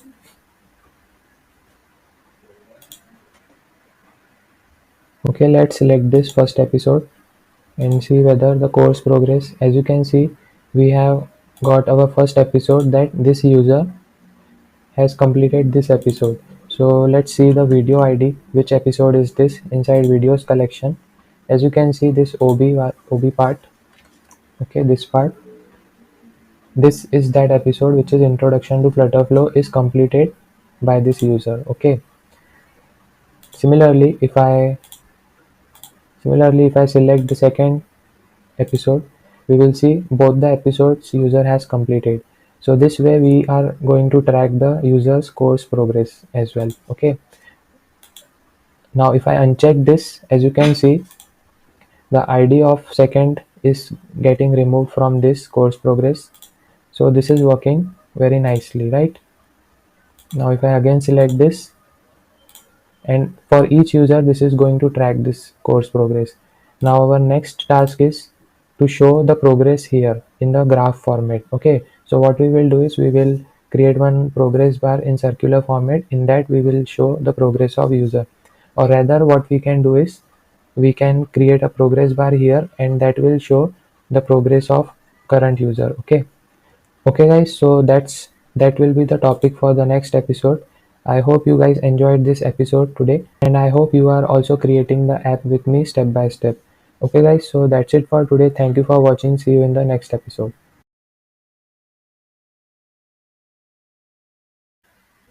Welcome guys to the new episode of online courses app. In this episode we are going to implement the course progress feature. Okay, so here inside home page we are going to implement this progress bar for each course. Okay, for example, if I select this start learning, as you can see only first episode is completed, and inside users collection we have the course progress and this part. Okay, so that's what we have implemented. Now our next task is, if I click this episode for example, you can see it is getting added into this users collection course progress. Now when I go back here, you can see the course progress is completed. So how you can implement this progress bar, that's what we are going to implement in today's episode. And also when I click start learning, all the completed episodes will be shown as selected. If I unselect this, for example, if I unselect this and go back here, you can see the progress is 50, and now if I see this is unchecked, so we have to manage that logic as well. Okay, so how you can implement that, that's what we are going to see today. So let's come back to FlutterFlow again, and here inside home page, okay, home page, go to widget tree, and here we have added the image. Okay, now inside this column where we have added the image, add progress bar. You can add a progress bar here like this, and we will drag this after image. Okay, now here by default the circular progress bar is coming in the right side, as you can see the shape. So instead of this I will select linear like this. Okay, and also we will remove the text which is added by default. We will remove this. So this way the progress bar will be this way progress bar will come. Okay, now you can set the width as well. For example, if I remove the width here, the complete width will be taken by default. Okay, you can change the color of progress bar from here. For example, if you want to add the green color like this, you can add that as well, or you can keep the primary color as well like blue. Okay, so this way you can manage the design of progress bar. Now the main part, which is we have to calculate the progress here. Okay, So how you can do that? So for that you have the progress value in progress bar properties. Okay, so based on this, it is defined from 0 to 1. Okay, so this value will be differentiated from 0 to 1. Okay, for example, if I add 0.8, then this will be the progress. If I add 0.5, then half progress. Okay, so how to calculate this progress? For that we have to apply a little mathematics logic. For example, we have currently 2 episodes. Okay, and for example, if first episode is completed, that means the progress is 0.5. Okay, so this number reflects how many episodes user has completed. That means how many episodes user has selected. For example, here user has selected first episode, then we and the total episodes are 2, so that's why the progress is 0.5. If user has selected the 2 episodes and the total episodes are 2, then the progress value will be 1. Okay, and progress value will be counted from 0 to 1. 1 means all the progress is completed, that means 100%. Okay, 0.5 here denotes 50%. In this way we are going to calculate this value. So how you can do that? Let's select the progress bar inside FlutterFlow, and instead of default value here, we will calculate it from backend. Okay. So for that, go to Connect tab here. Go to Connect tab here. Inside users collection, I hope you have added this course progress and type list string. Inside online courses, we have to add the total episodes field. Okay, total episodes with type integer. That's you need to add into the online courses. Okay, now on the click of now we have to calculate this, right? So let's select the widget tree and progress bar from here, and here inside progress value we will write one function here, custom function, and we will name it as calculate. We will name the function as calculate total progress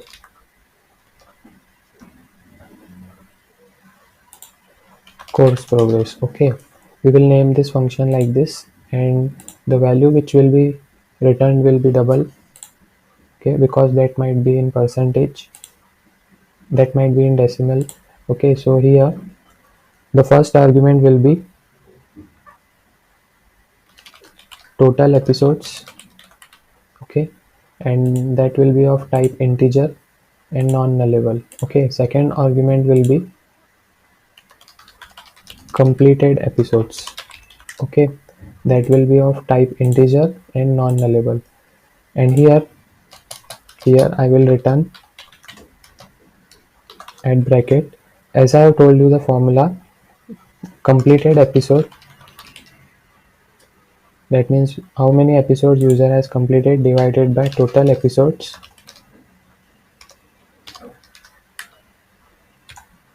That's it.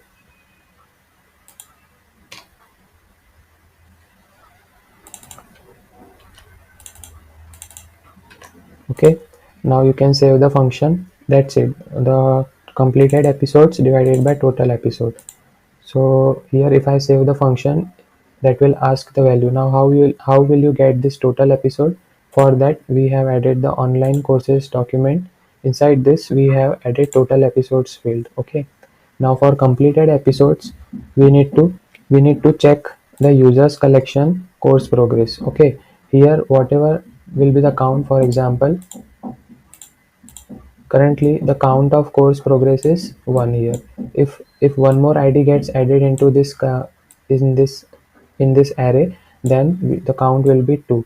So through this we will be able to identify the number of completed episodes. So inside this we have authenticated user, and inside this we have the course progress list. So whatever will be the count of this list, number of items in this list, that will be completed episodes. It's basic logic. Okay, for example, if I select 2 episodes, then the completed episode will be 2, because the count will be 2 here. If I complete 1 episode, then the count will be 1 here. Now confirm this. and that will calculate the course progress dynamically. Okay, so that's the part. And now if I run this in test mode, now let's see whether the course progress is reflecting properly or not. Let's run this in test mode.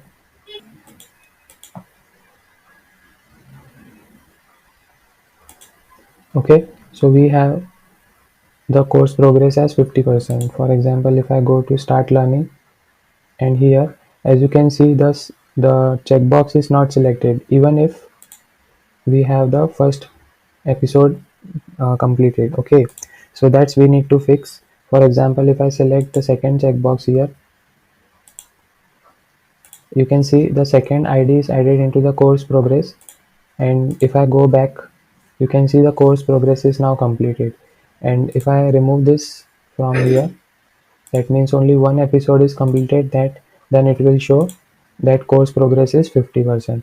So this is working properly, but the episodes which are completed are not selected here. So for that, what you need to do is go to course details page here. Here, if I select this container here, in the right side you can see checkbox initial value. Here we need to add that condition. So here I will select the condition, single condition, and what will be the condition? If authenticated user course progress contains video ID, video document video ID,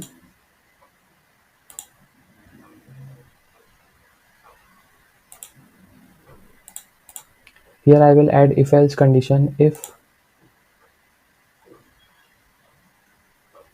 authenticated user course progress contains item which is videos document video ID, then show the checkbox as selected, otherwise select constants, and that will be false. Okay, so what we are doing here is we are applying some conditions here. So what exactly we have did here, what we are checking, if this list authenticated user list, because this is a users collection. Okay, if the authenticated user list inside this course progress, if the video id is present, okay, if the video id is present, then show the selected. So here you will get a better picture. Inside course progress we have this episode as selected. Okay, so it will check inside this array whether the id of this episode, this video, is present inside the array or not. If yes, then it will show it selected, and if not, then it will show as unselected. So that's what we have done here. Okay, confirm this and let's reload this to test.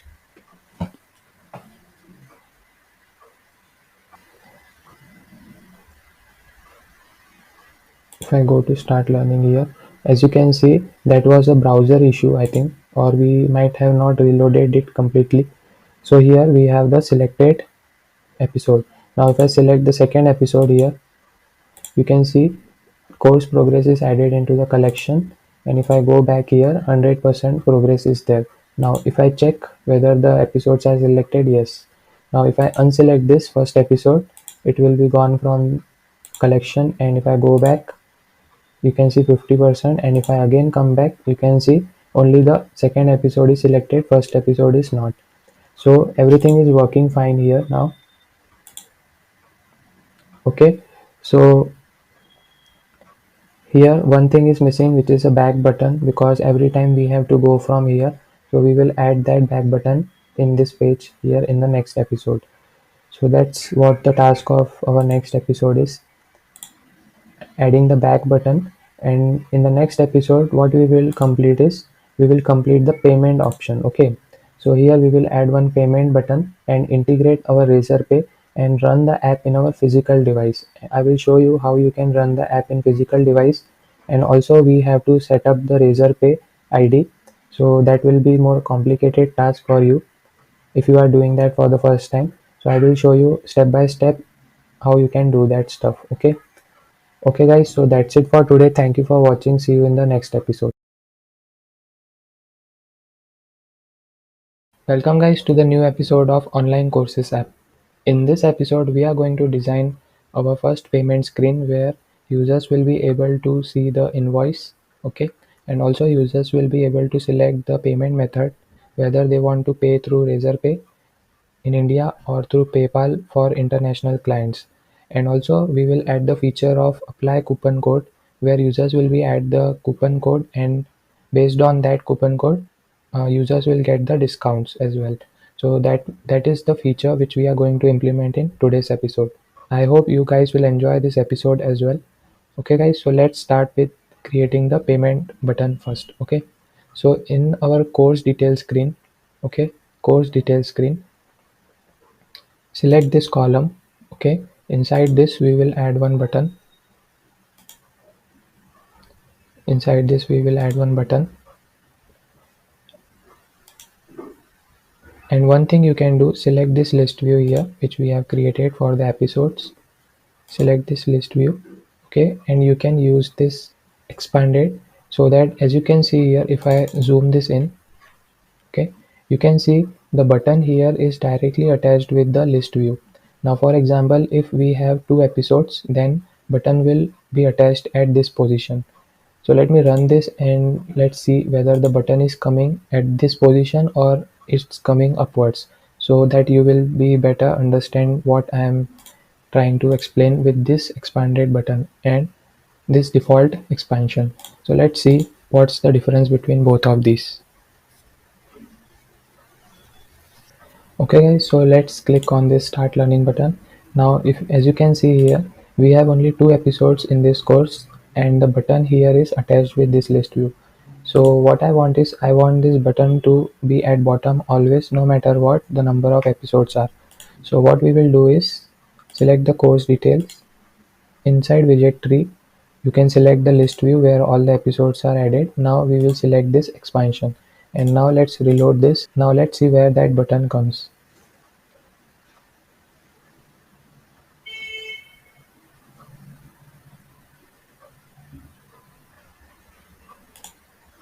Okay, let's see. Now you can see the button is coming at the bottom position. Why this is happening? Because this expanded make sure the widget fill the space along with the main axis. Okay, so the main purpose of this expansion method is it will fill all the space required for the list view. Okay, now we will select this button and rename this with buy now. Okay, buy now, and we will add one icon for the buy now. We will add the unlock button here for this icon. Okay, now what I want is, I want the button to take the entire width, so I will select the infinity here and we will add some padding. From bottom we will add 20, from left we will add 20, and from right we will add 20. Okay, now we have the button ready. Okay, select this button here, now we will add some UX part as well, so that our button looks nice. For example, when I hover on this button, you can see the color is getting bright here, right? So you can change the properties of that as well. For example, you can select the fill color of your choice. For example, I will select this one, or you can add the border color as well. So based on your design needs, you can manage that as well. Okay, let's start learning. Now as you can see, the color of the buy now is getting changed here, so you can manage that using the button over style. Okay, so I will keep it same for now. Now I want to create one screen on the click of this button where users will be able to select the payment method and also apply the coupon code. So for that, what we will do is, we will create one page and we will name it as payment invoice screen, rather we will say invoice screen create page. Okay, now first of all the first thing which we will do is we will set the background color. Okay, we will set the background color first, and then we can remove this app bar here. Select this column, and inside this column what I want one container. I want one container here, inside which we will add the feature of coupon code and the payment method. Okay, now from the top I will add the padding, and inside this column as well I will add one text. So I will drag this before the text is here. Now what this text will be, I will say select payment method. Okay, and the color of this text will be white. Color of this text will be white, and we can add the font size this. Okay, now from top I want padding like this, or rather we will select the column here and we will make the main axis alignment to center, so this will bring everything to our center part. Now select this container and set the background color primary text. We will make this color like this, and from here we will add some padding from left and from right. Okay, now here the border radius, we will apply the border radius like this. Okay, now inside this container we will add the radio button like this. So first option I will add as RazorPay, and the second option I will add through PayPal. Okay, and we will remove the third option. Text color we will set as. Okay, so we have this radio button here. Now we will make it as center align as well, or you can make this way as well. So here we will add some padding from top 20 40. Okay, now we have these payment methods. Now after this, one thing you can do is select this and wrap this widget inside column, so that we can add the coupon code feature as well. So inside this column we have the radio button. Now the next thing we will do is we will add one row. Okay, so we will inside this row we will add one text field,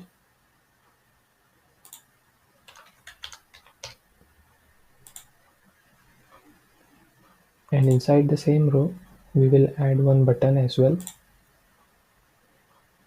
and we will name the button as apply coupon code. Okay,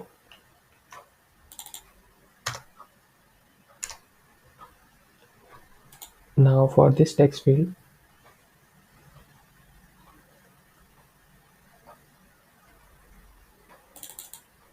replace the hint text with coupon code here, or instead of add we will say enter coupon code here. Okay, now we have this row here. Now you can add the spacing and all that stuff, for example 20 from left, 20 from right. Okay, now for this text field we have to set the background color. Now instead of white color you can see the fill color here. We will set the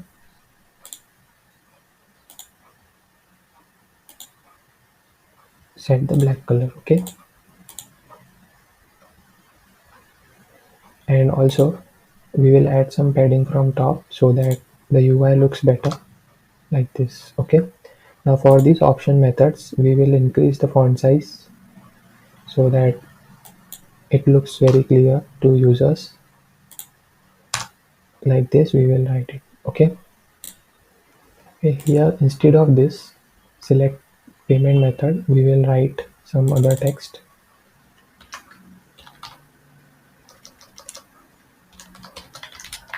You are paying for,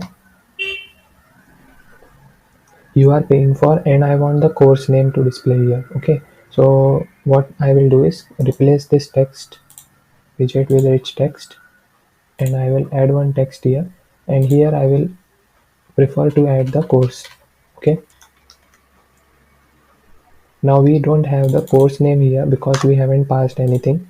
So what I want is you are paying for, and I want the course name here. Okay, for which course user is paying. So that's what I want. So we have to get that parameter from previous screen. Okay, so what I will do, let's go to the course details page here, and when I click on this button, okay, when I click on this button, I am navigating to off invoice screen, and here I have to define one parameter. So I will add one parameter and name it as course name. Okay, or rather what we will do is we will pass the complete course because we need the course price as well, so that when user click on RazorPay or PayPal, we need to fetch the pricing of that course as well, right? Here in parameter name I will add course reference, and we will pass the document. Okay, and the collection type will be online courses. Confirm this. Now we have the parameter ready.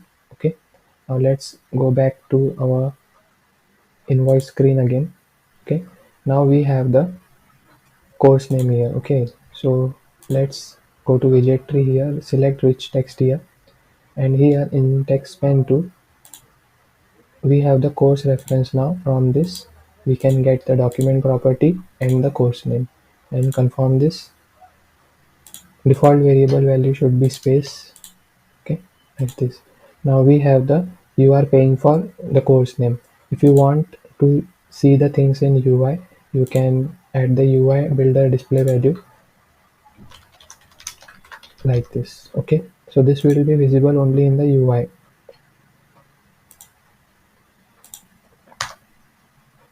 Okay, so we have this. Now here I want your payments are secured. Okay, so select this radio button. Inside this column we will add one text as well, like this. We will drag drop here, and we will write your payments are secured. Okay, we will drop which is 20, and text color as white. Okay, can reduce the font size.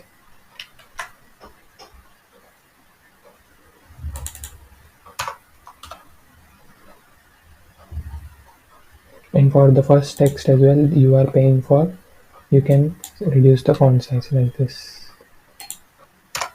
Okay, so we have this, and if you want to add some padding to this as well, select the rich text which is this one, and you can add the padding to this as well. Okay,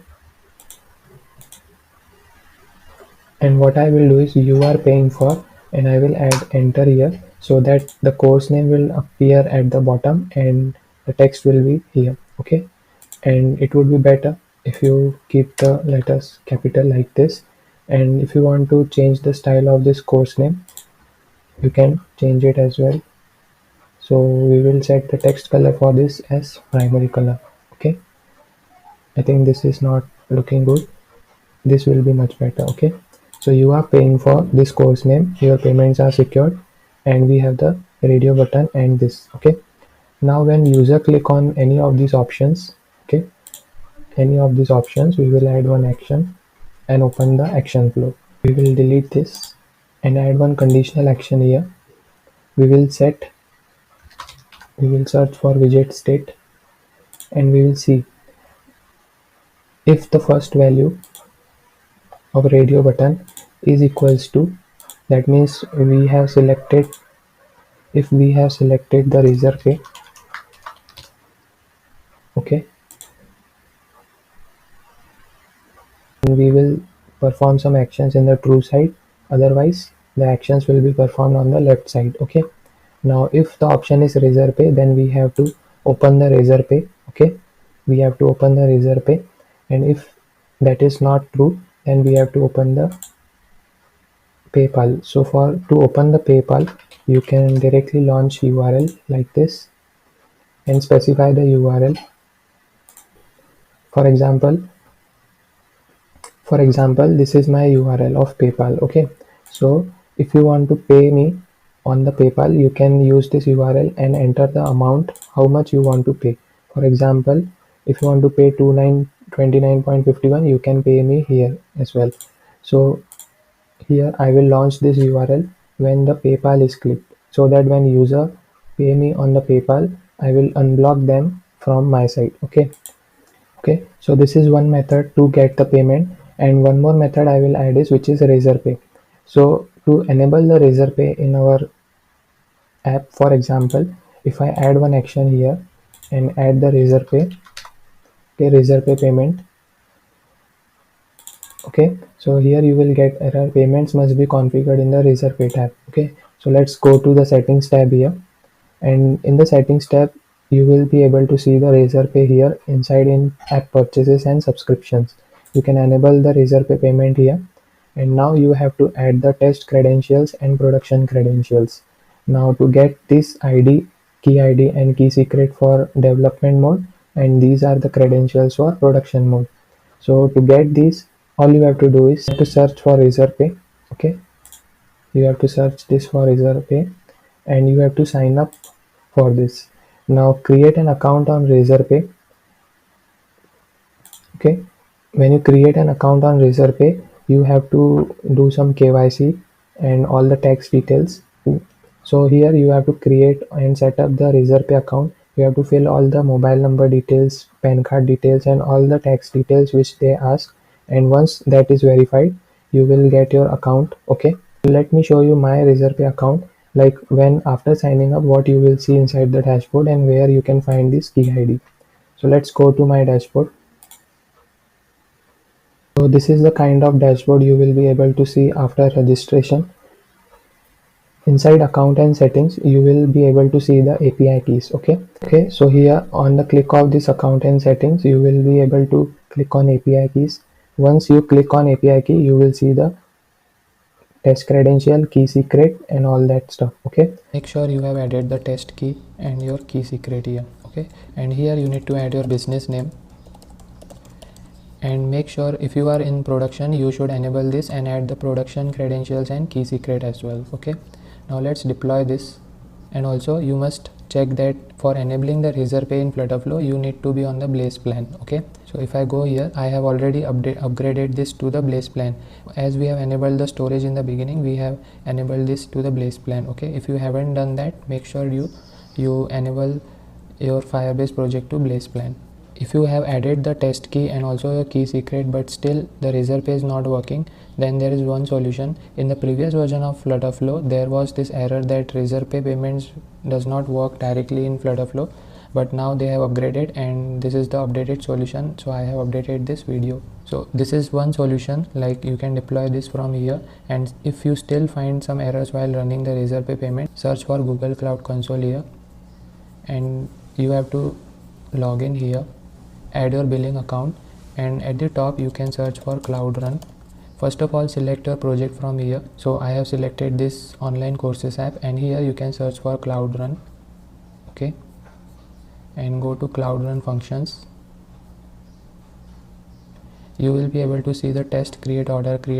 Okay, so for test RazorPay, for test API key, you will be able to find this, and here under permissions tab you can see the all users cloud functions invoker. If this permission is not there, you need to add that. So for example, if I remove the access here, and let me show you how you can add grant access. Okay, all users, and select a role cloud functions invoker, and save this. Okay, allow the public access. Similarly, for test verify signature, you must check under permissions tab here. This all users permission with this role is there. By default this is now available, but in the previous version there was this issue. Okay, you can see the permission is available. Okay, so once that is done, when we click on this RazorPay payment here, you have to set the amount here, right? So from here you can select the amount, get document property, and from here you can select the course fees. Okay, for the currency you can add INR. If you are from US, you can add USD. Okay, based on the country you can add the currency value here. Now for the username, we can add the authenticated user display name. You can add the details here. From authenticated user we can add the email. For user contact you can add the authenticated user phone number. Okay, and at the end you will get the RazorPay payment ID. Okay,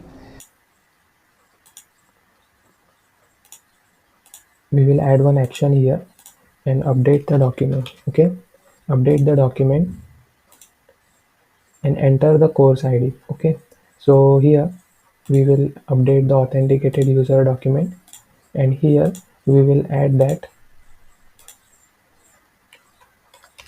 course ID. Okay, I hope we have added this field. So we haven't added the course IDs. Let's close this and go to connect tab.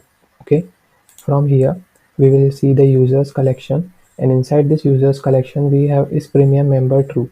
But the problem is, if we select only is premium as true, we don't know which course user has purchased, right? For example, if user has purchased this dating app course, then we have to tell in the backend that user has purchased this course only, user is premium. Okay, now just by telling that user is premium, we can't say whether which course user has purchased, even if user is premium. So, we have to keep the things more professional. User is premium, and also the course which user has purchased is this one, so we have to update this course ID as well.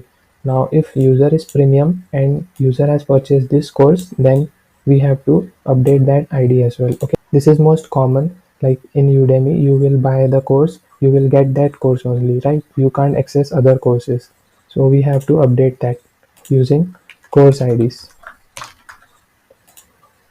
Course IDs will be of type string, and this will be of list, because user can purchase multiple courses, right? Now let's get back to invoice screen and open the action. And here, after the RazorPay payment, or rather what we will do is, after both the payment, like whether the user will pay on this PayPal or this, we will add this action, update document, and here we will add the course IDs. Okay, course IDs, and we will add to set from variable, and what will be the variable? Inside course reference we will get the document property, and inside this we will have the course ID. Okay, so this way we will get the course IDs into the collection users document. And also we will update is premium as true, that user has paid for some course, and we have to update the flag as premium user true. Okay, but the problem with this direct approach is we don't know whether the user has really paid us, right? We haven't checked with the RazorPay payment ID. So what we will do is, we will add one condition here. We will add one condition whether the RazorPay payment ID is set or not. If it is set, then only we will confirm that user has paid. Okay, so we will cut the action and paste it here. And for the PayPal solution, we have added the direct link. Okay, so this link directly redirect the user on the PayPal website, and there they will pay, and you have to manually set whatever we have added here in the update document. You have to update that manually, right? Course IDs and is premium. So that is the solution with PayPal. But with the RazorPay payment, we can directly check here, as we have the RazorPay payment ID from the RazorPay SDK. Okay, so this will be the best approach to confirm the payment using the RazorPay payment ID. Okay guys, so I hope you enjoyed the episode. Thank you for watching. See you in the next episode. Welcome guys to the new episode of Online Courses app. Now before running the app into the physical device, let me address you some issues. For example, if I select this start learning here, and if I select this checkbox, okay, now this is the dating app course and I have completed the episode of this episode. Okay, I have completed the first episode of this course, so the progress here is 50%. Okay, now if you notice, 50% progress of dating app is completed, but also 50% of this course is also added here, and also the grocery delivery app progress is also updated. So I hope you can understand what is the issue happening here. For example, if I go here and select 100%, then the course progress of all the courses is getting updated, as you can notice here. So this is not the right case, right? So we have to fix this issue, how we can implement this. Okay, so what we can do here is, when user complete the first episode and the second episode, instead of only maintaining the video IDs, we were previously maintaining the video IDs in course progress array.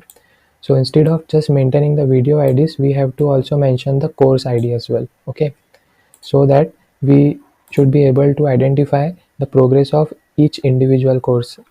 Now, to keep the things very simplified, what you can do is select this unlock icon here. Okay, select this unlock icon and make this responsiveness off. Now, because you want to understand the complete logic in depth, just make this off to get more clarity, and later we will make it on. Okay, we will start by creating the sub collection. So here, let's go to connect tab here. From here you can add the first sub collection. Okay, what will be the collection name? Collection name will be course progress, and this will be a parent of users. So for each user we will maintain one sub collection where we will get their video ID and course ID. So before we were just getting the video ID into the list, now we will get the video ID and course ID as well. So for that, creating a sub collection will be the better choice. Okay, let's do this. Now we have created this. Now on the click of this checkbox, okay, we will add one action. Okay, previously on toggled on we were updating the document, okay, and we were updating the course progress list. Instead, what we will do is we will delete this, and for toggled off also we will delete this action. Now on toggled on, add one action, and here we will create one document. When user click on checkbox, when user click on this checkbox that video episode is completed, we will create one sub collection and we will do this course progress. Select the users collection, go to authenticated user reference, confirm this, set fields, and video ID will be from videos document. From here you can get video ID, and for course ID you can get from course reference, get document property, and from here you can get the course ID. Okay, so I hope this is clear now. We are getting the video ID and course ID both. This is the case when user click on this checkbox like this. This will be created in the backend. Now when user click again on this checkbox which user has selected, now we have to delete this. So when user click on toggled on, then inside the backend, the hierarchy which will be there is users collection. Inside users collection there will be a progress sub collection. Okay, I will denote that with P. There will be a progress sub collection, and inside that we will have the video ID and course ID. Okay, like this, separate documents, video ID and course ID. So this will be the picture. Now when user click on the toggle off button, that means uncheck the checkbox. In that case we have to identify which document is this. This is the first document, this is the second document, which document we are trying to delete. So we have to get that document first. Okay, so for that we have to query a collection, and then we have to identify that document to be deleted. Let me demonstrate you with practical. So here first we will query the collection. This will be more logical to you for the first time if you are doing this in FlutterFlow. If you want to get more topics like this, you can check out my other courses as well. Okay, so here we will go to course progress from variable, and from here we will select the authenticated user and user reference, and we will try to fetch single document, and we will apply some filters here. The first filter will be video id should be equals to videos document video id, videos document video id, and the second filter will be course id is equals to course reference course id. Confirm this. We will get that collection and name it as delete course progress reference. Okay, and then we will add one action, and we will delete this when user uncheck the checkbox. In that case we have the delete reference, which is this one. Okay, confirm this. So this way we will be able to manage the check and uncheck feature. And one more thing we need to do is we need to apply the conditions when this checkbox will be visible and when this will not be visible. We have done this in our previous episode, but let's fix this as well. There are some issues related to this. So first delete everything. Okay, go to conditional visibility, select this checkbox, go to conditional visibility, and from here let's apply some conditions. When we want this checkbox, only when user has registered for the course. Okay, and also when the index is greater than 1. That's what we have applied in our previous episode. So if user is not registered, then in that case we don't want to see this checkbox. Instead we want unlock box. Okay, so let's apply these conditions here. Conditional value: if authenticated user course IDs contains item which is a course ID,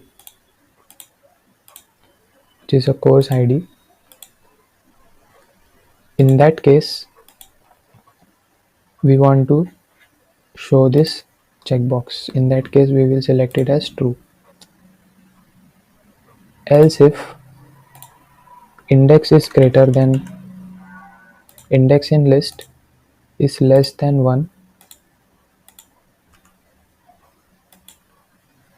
in that case also we want to show this checkbox.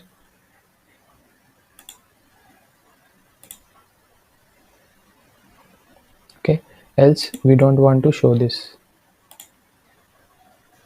else make it as false and confirm this. Okay, so this is also fixed. Now let's go to our home tab and also fix this progress. Okay, now select this progress bar. Okay, select this progress bar here in the home page. Okay, now from here apply the backend query to fetch the course progress. Okay, so course progress, we will select the authenticated user reference. Okay, and from here we will get the count only. Okay, we don't want the specific document, we just want the count. Okay, because we want to show this in terms of 0 and 1, right? If you remember, progress bar value is denoted by 0 and 1. So for that we have applied the custom function completed episodes divided by total number of episodes, right? So for that we will need this. So inside course progress, if user has completed 2 episodes, so to picture this clearly, if user has completed 2 episodes, okay, 2 episodes of this course, in that case the count here will be 2. Okay, and we have to get all the documents and apply one filter here where course ID is equals to online courses course ID. So this will fetch only those documents from the course progress whose course ID is this one. Okay, and for second course, for example, for the second course, it will fetch all the episode which user has completed from course progress collection, which will match this course ID, specific ID. Okay, so these are the filters you need to apply. And now click on this select properties, select on progress bar, go to properties, and here we have applied the calculate total course progress. In this, everything will be same here. Instead of for the completed episodes, we need to change, okay, edit it, and here we have the course progress count. Okay, we have fetched that from backend, use this, confirm this, that's it. So this will show the correct progress of each specific course instead of showing the progress of all the episode. Okay, when user come to this page from home screen, we have to show the episodes which are completed and available inside this course progress as selected. Okay, so for that what you can do is, you can go to this course details page, on action event, add action on page load. Okay, on page load we will query the collection,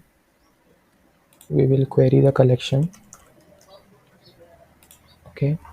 Here we will get the course progress, and inside this course progress we will fetch the variable authenticated user reference, confirm this, and we will fetch all the documents where course id is equals to the course id. Okay, so this will fetch all the documents from course progress collection, and we will, okay, here we haven't set it course progress, get document property, and here we have the course id. Okay, confirm this,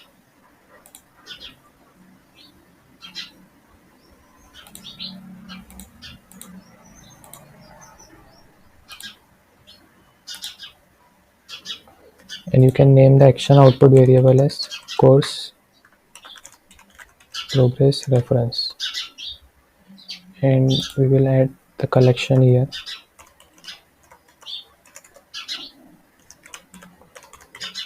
Okay, and let's close this. We will query the collection. Now here select this checkbox, and here you will see the checkbox initial value, select this, and from here you can add the condition if, and add single condition inside this, if the video id is equals to search for course progress collection reference which we have queried on page load event. From this collection we will filter only those items. The condition here will be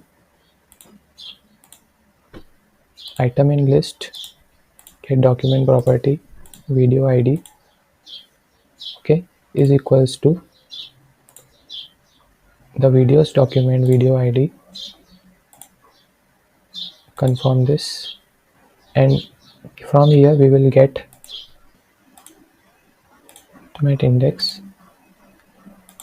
item at index specific index will be 0, and inside this we will get the video id, confirm this, and if both the video ids matches, in that case we will show the checkbox as true. Okay, otherwise the checkbox will be selected as false. So basically what we are doing here is, let me explain you, delete this everything. Okay, so here what we are applying, when user come to this screen, okay, first time we want these episodes to be selected, okay, because these episodes user has completed. To check this and show that these episodes are completed, we have to apply some conditions.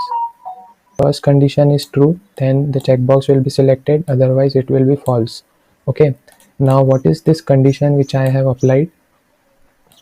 So basically what I am doing is, if I am getting the video id of this, I have the videos document and this video id, and matching this with, okay, matching this with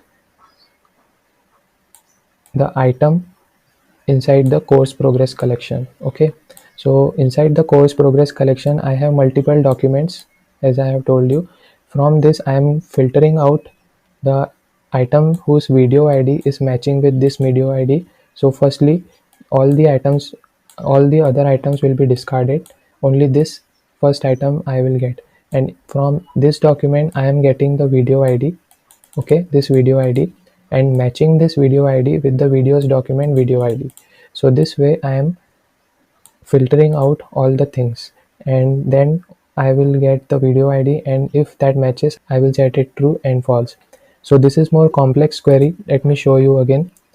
The first value, which is video id, this we are taking from videos document, get document property video id. Okay, now if this is equals to, from the collection we have to get the video id. So it is not easy in this, so we have to go through some other options. For example, I have filter list items and figured out this condition and getting this video id again inside the item in list. Okay, and if that matches with the video document video id, then it is not over, then we are just getting the document. Okay, the first document, only this box we are getting till here. From that we are getting item at index, and always that will be a 0 because only the one item will be fetched, because video id matches with only one video id, right? So I'm getting that object, and inside that I am getting the video id.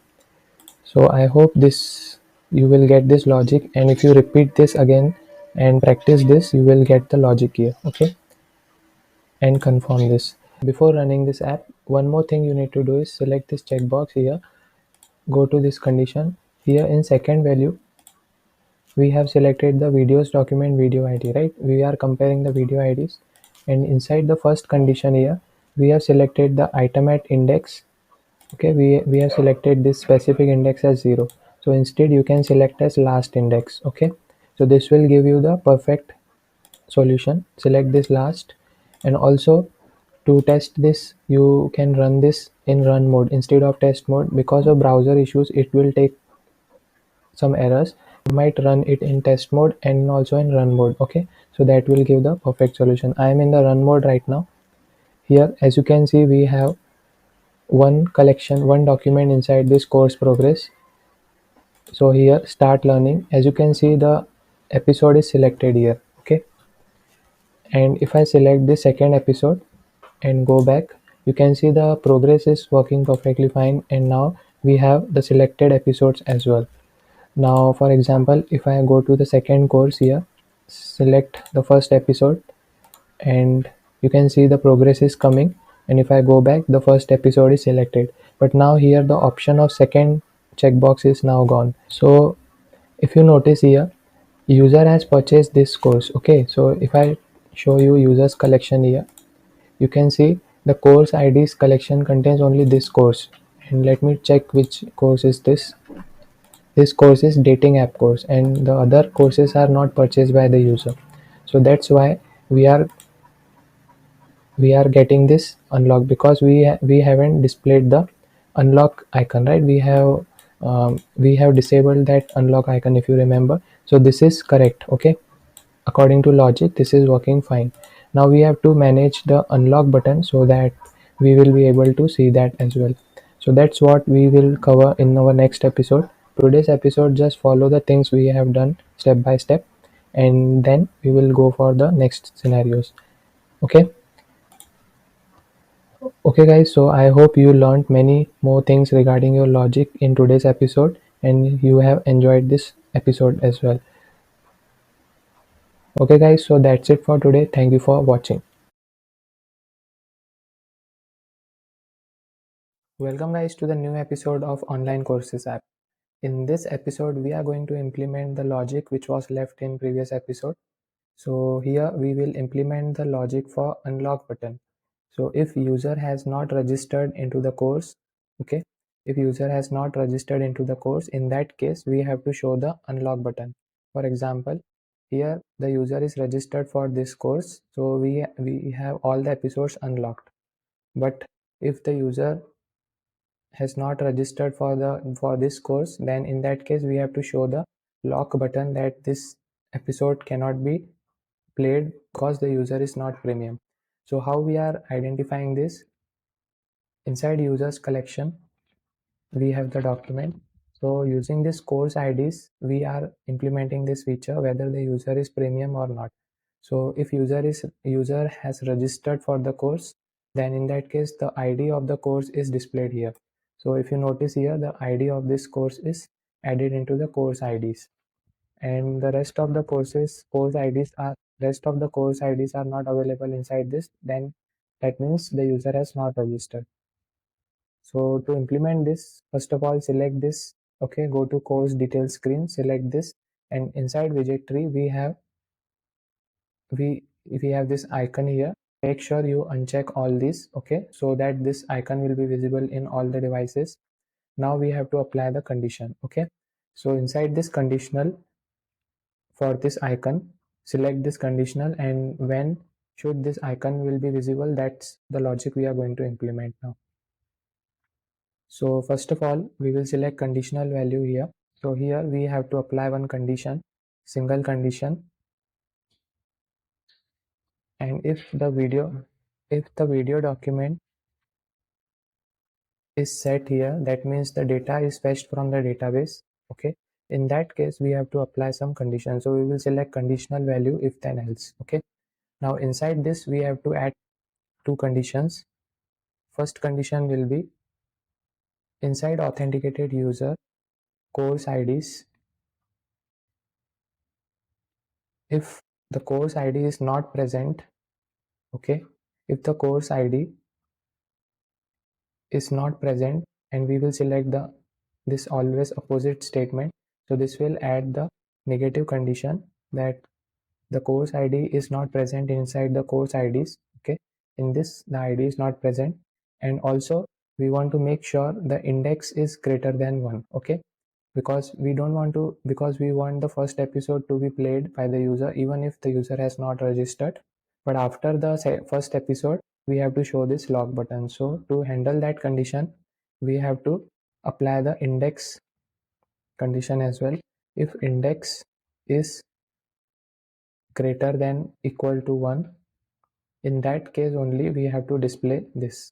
So we will confirm this, and the condition is not applied here. Select multiple conditions, and we will select authenticated user. Inside this we will go for course IDs. List contains item, course reference, get document property, and course ID. Here we will click confirm. We have to make sure you select this opposite statement, then only it will work properly. And index in list should be greater than or equals to 1. Okay, so if both these conditions are true, in that case we will set the constant as true. That means only display the lock button when these two conditions are true, otherwise display false. That means don't show the.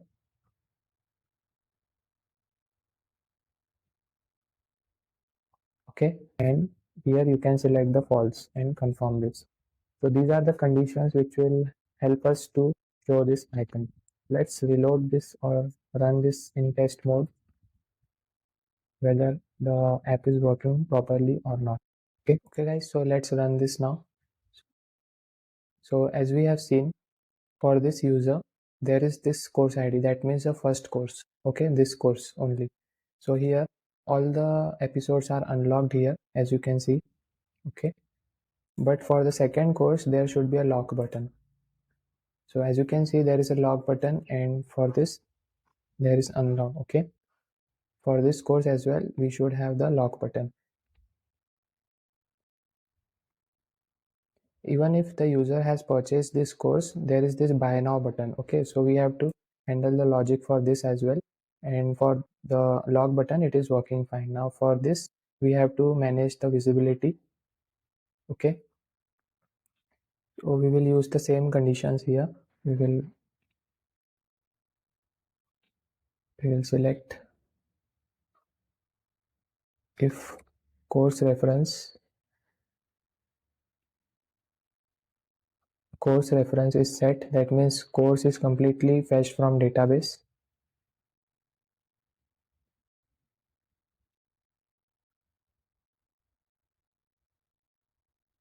document exists. Okay, if document exists, then we will add the conditional value, and in that case we will add one condition, and the condition will be if authenticated user course IDs contains item, which item? Course ID. That means if the course ID is present, which indicates that user has already registered for this course. Okay, so in that case we don't have to show the user that buy now button, otherwise display that buy now button. So here we will add this, confirm this. Okay, otherwise we will don't show the. Okay, so here we will have this condition. Now let's reload this now.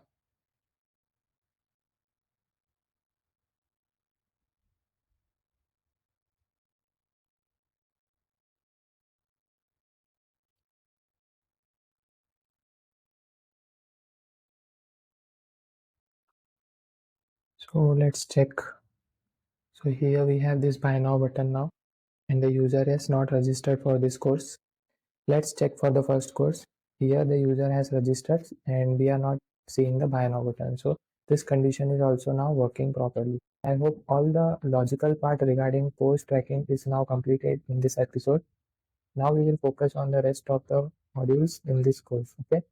Okay guys, so that's it for today. Thank you for watching. See you in the next episode. Welcome guys to the new episode of Online Courses app. One thing which is missing here is in course details screen. When we are clicking on the buy now button here, I have created one parameter which is unset here. Okay, so make sure you pass the courses document here, and inside our invoice screen here, let me select the widget tree. Instead of, let me zoom this in. Instead of adding the action directly here, okay, all these actions, what we will do is we will cut this action chain, cut this action chain, and inside this column we will add one button. We will add one button.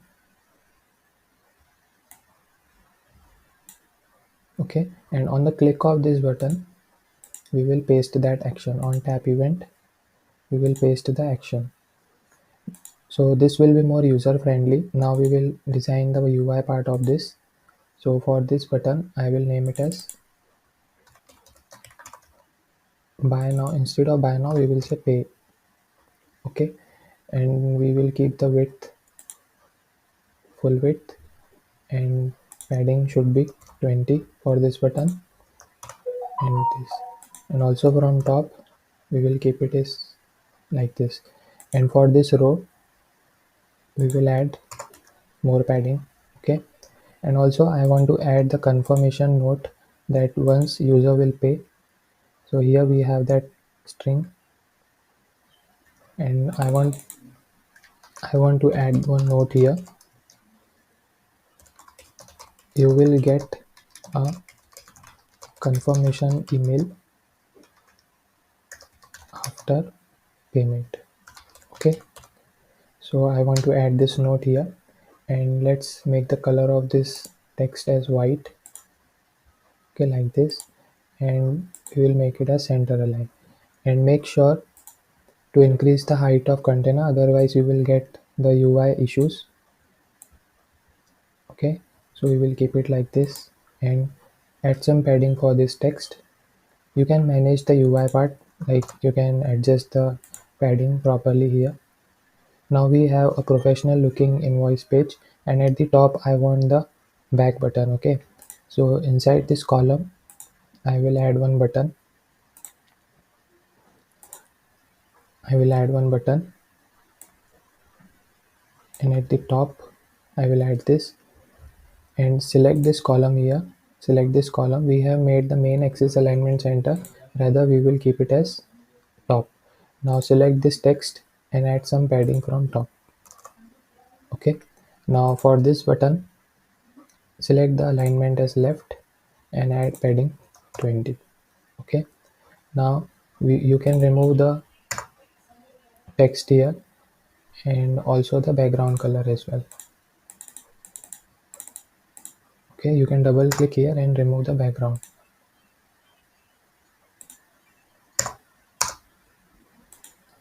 Rather, we can select the primary text. Here for the icon you can add the back button. Okay, so here we have the back button now, and you can increase the font size here 20, and on the click of this button, one action flow, and you can navigate back. Okay, so I think we have everything ready now. On the click of pay now button, let's check what we have added. If the radio button is RazorPay, then the RazorPay payment will happen, and we are showing a snack bar that RazorPay clicked. So let's remove this to make it easy. And after RazorPay payment is done, we will update the document with course IDs. Okay, course IDs and is premium. And we have to add one action here to let the user know that the payment is done successfully. So for that we will write one message: congratulations, you can access the course now. Okay,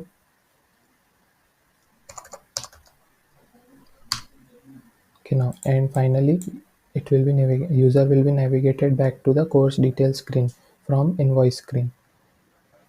So now let's download the code again, and we will also run the code in our physical device, and for the first time you will be able to see your app into your physical device.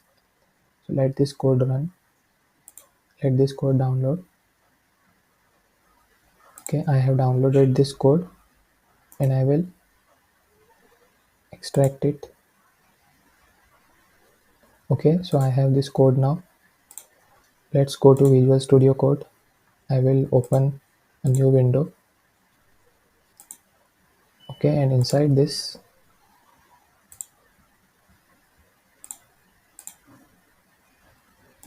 I will drag and drop. Okay, click yes, I trust the authors, and you can open the lib folder main.dat. Okay, and here you will get the run pubget. Run this command to install all the libraries, and make sure you have the Flutter installed into your system. So if you are new to this, make sure you have downloaded the Flutter. So let me show you how you can download the Flutter. You can search for the Flutter in Google. Okay, from here you can download this Flutter. Okay, select your platform, in which platform you want to download the Flutter. I have Windows, so I will download on Windows. Click on that, select Android, and here at the bottom you will see install the Flutter SDK. Okay, so from here you can download the zip file. Okay, once you download this, you can extract it just like we have downloaded this and extracted this by right clicking. So you can download this.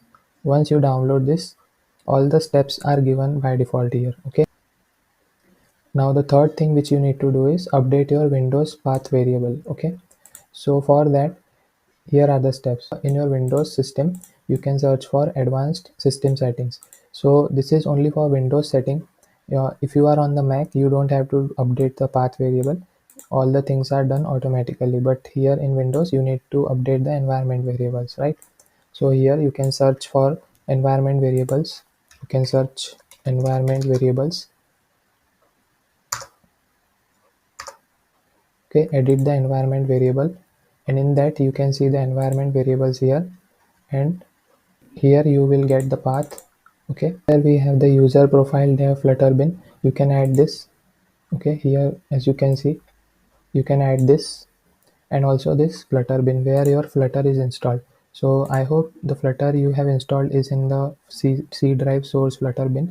You have to add this here. Okay, and here as well you can see, to avoid the errors, add that user profile dev flutter bin here as well. Okay, so once that is done,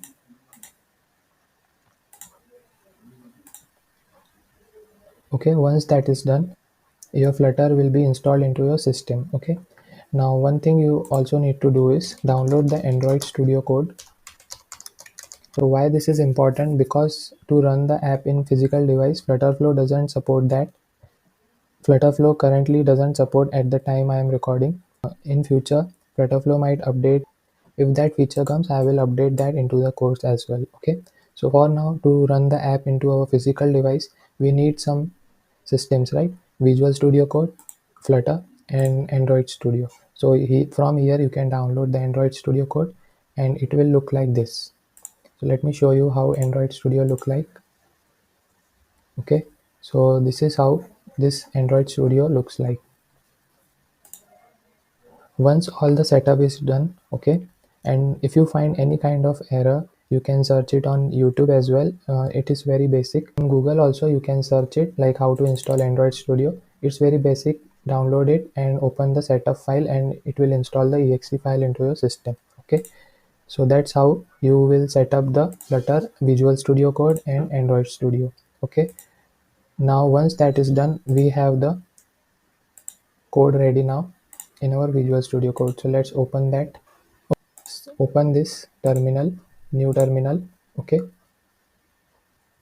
and here you can add ls, and you will get the name of your file. Okay, copy this, and you can run command cd, that means change directory, courses app record. Okay, I have this, and now you can run the command as flutter run.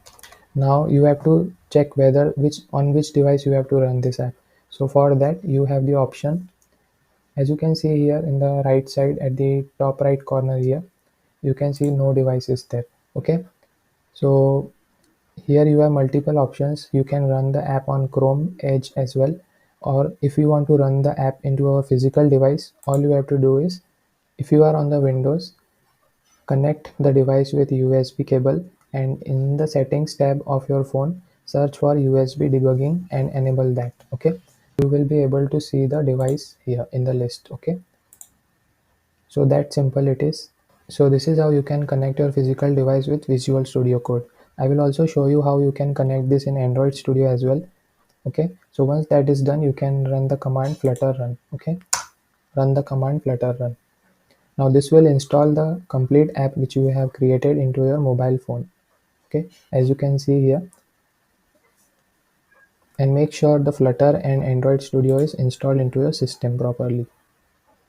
And if you want to open the same code into the Android Studio, you can open this this way. For example, you can go to file here, open project. You can open this project here like this. Okay,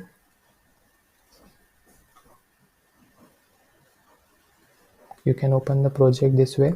Similarly, just like we have seen in Visual Studio Code, the same hierarchy will be appear here.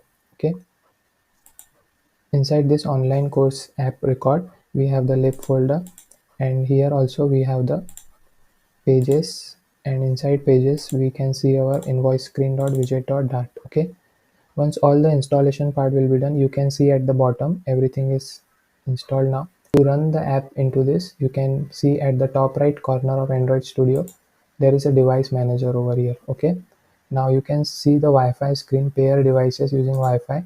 Click on this, and in your mobile phone, search for developer options, enable the wireless debugging, and you will see the option of scanning the QR code. Once you scan the QR, you will be able to connect the device just like this is done here. Okay, this is also another way of connecting the device using the Android Studio. So if you can't see the developer options into your phone, so make sure search for software information into your phone, and there you will find build number. Okay, click on build number 7 to 8 times so that this option will be enabled into your phone. Okay, okay, once that is done, I will attach the complete demo of the app which is running in my physical device, and you will be able to see how the app looks in mobile as well. Okay, okay guys, so I hope you have learned many things in this episode. In the next episode, we will add the apply coupon feature where you will be able to add the discounts to your courses. Okay, Okay guys, so that's it for today. Thank you for watching. See you in the next episode.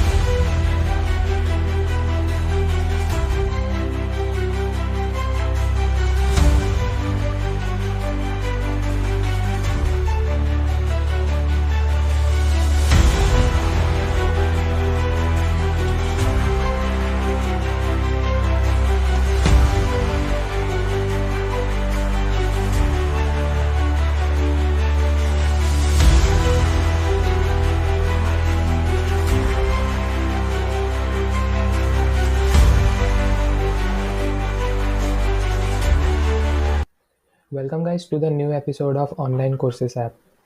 In this episode, we are going to fix the issue related to phone OTP. Okay. In the beginning of this course, I have explained how you can add this mobile number, and we have added the manual OTP verification code, which was 123456 to continue the app. Okay.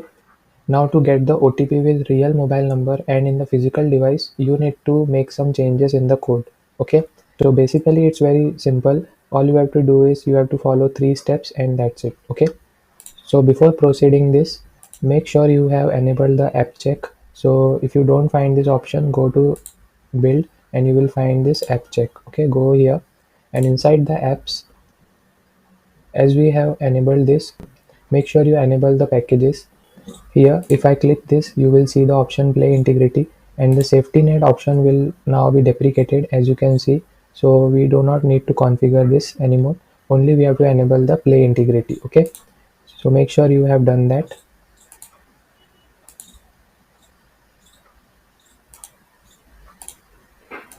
Okay, and for iOS you can register this as well, and here you need to add the p8 private key file.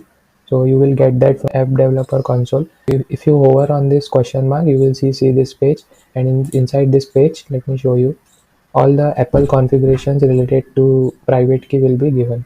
So you can follow the steps and create, for example, first create and download a private key, and if you go to this documentation, you will get where you can find that into your Apple account.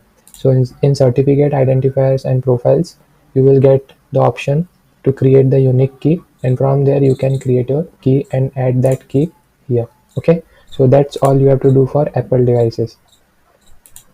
That is done. Now for web devices, you have to do the same thing. Okay, we have enabled the reCAPTCHA. So if I click this, okay, you will get the API key. Now how you can get this API key, let me tell you that stuff. Okay, so for that, all you have to do is go to Google Cloud Console. Go to Google Cloud Console. Here I will log this in.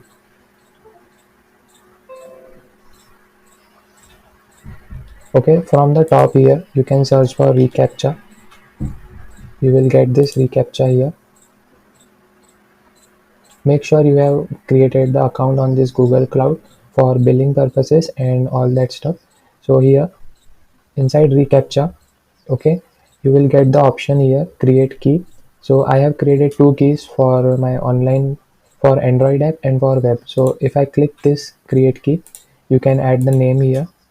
You can give it as reCAPTCHA for web. Okay, for web module, and here you can select the website, and in the domain list you need to add the domains.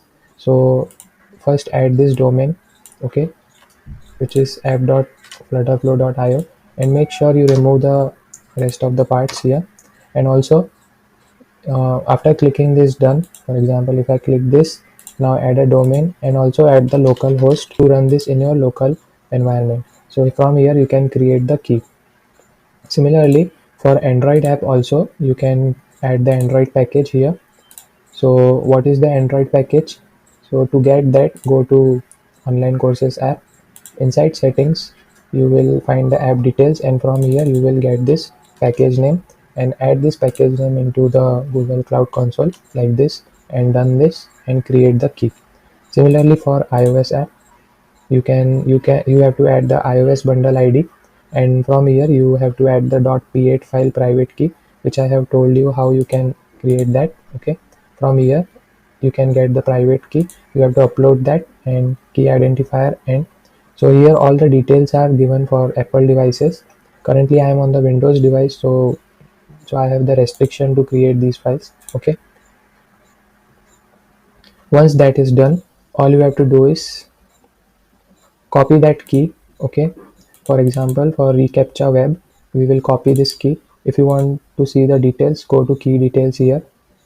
Okay, and from here you can get this key and copy this key here. Okay, this will enable your reCAPTCHA verification.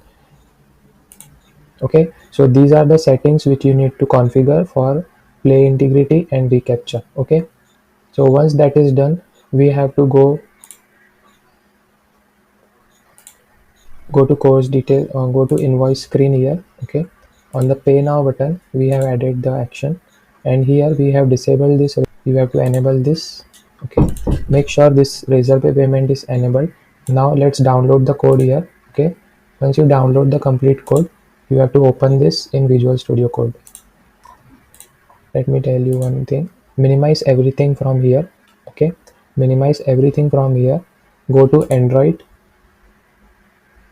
app.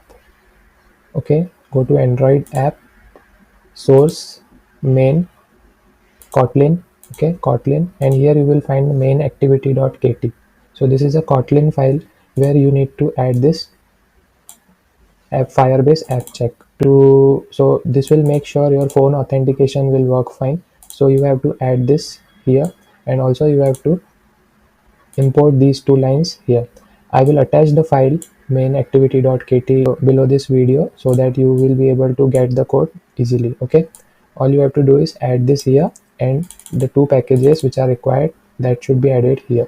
Okay, so one setting that is you have to do, and inside this app module, okay, Android app, and you will find the build.gradle. There is also one other build.gradle, so that is the project level. Okay, we have to go to the app and build.gradle, and here you have to add these implementations. Okay, so these are the, this would be enabled by default. You have to add these three lines. Okay, I will also add these into the code below. So that's it, that's the setting you have to do, and this will basically add the app check play integrity module, these two lines which will enable the phone authentication smoothly. Okay, so these are the settings you have to do, and one more thing you need to configure is you have to add the key store. So for example, let me change the directory. Okay, cd dot dot. Okay, now here you can run the key store command, and let me show you where you can find this. I will attach the link of this developer.google.com. Here you will find this command. So from here you can find the Mac Linux key tool command to get the key store, and from there you will get your SHA1 and SHA256 that we have to configure inside Firebase. So go to Firebase, inside project settings. Okay, you will find this SHA certificate fingerprints. You have to add this here. Okay, so how do you get that? You have to run the command here.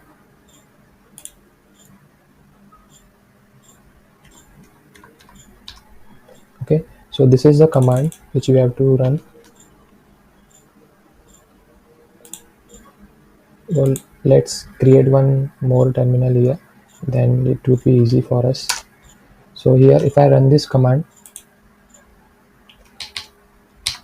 let me explain you this clearly.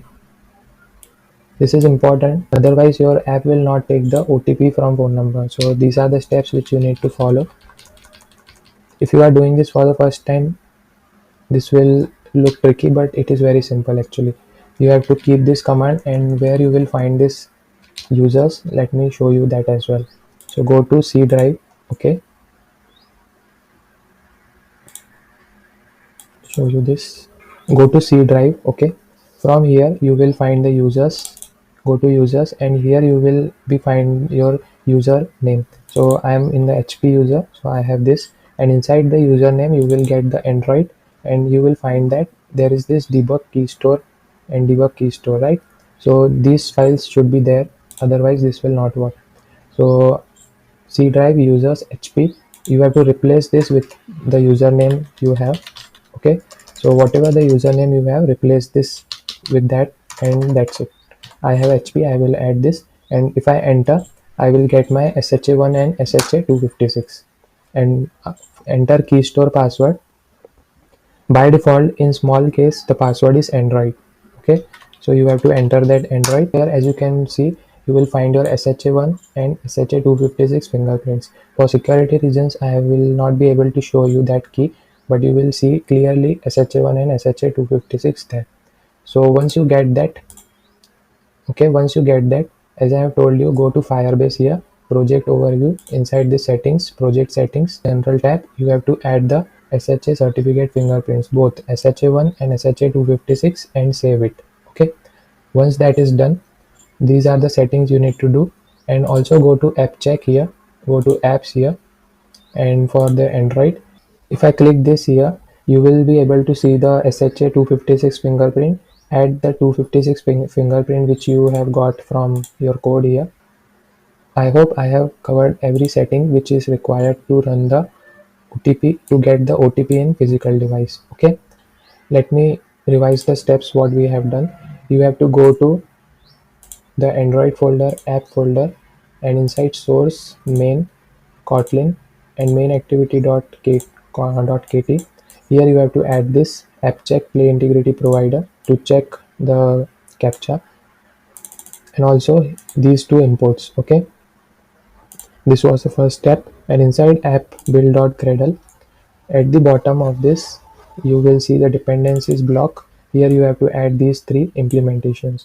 Okay, this is the second step. And the third step which we have done is, we have run the command key tool. Okay, and we have replaced this folder name and got our key store, and by default the password is Android. You need to add inside the Firebase app check module, okay, Android app, and inside play integrity you have to add the 256 fingerprint, and inside project overview, project settings, you have to add the SHA's fingerprint, both SHA1 and SHA256. You have to add both the fingerprints. Okay, so once that is done, let me delete this, and we will open the new terminal. Okay, now from here I will run the command ls, and here I have this folder. I will get this cd, I will write it manually, online courses app record. See, if you want to run the phone authentication properly, you have to follow these steps, because there is no other way around. We have to run this, and I have already explained how you can connect physical device into the Visual Studio Code. So let me revise you that step as well. You have to connect your phone with laptop using USB cable, and inside settings of your phone you have to search for USB debugging, enable that USB debugging, and you will get your device here, okay, inside the list. And if you are using the Android Studio Code, okay, from there as well I have explained in the course in detail how you can connect your device. Okay, so I hope everything is clear now. I will attach the demo of running the OTP in physical device so that you will get a clear picture whether it is exactly working or not. Okay guys, so that's it for today. Thank you for watching. See you in the next episode.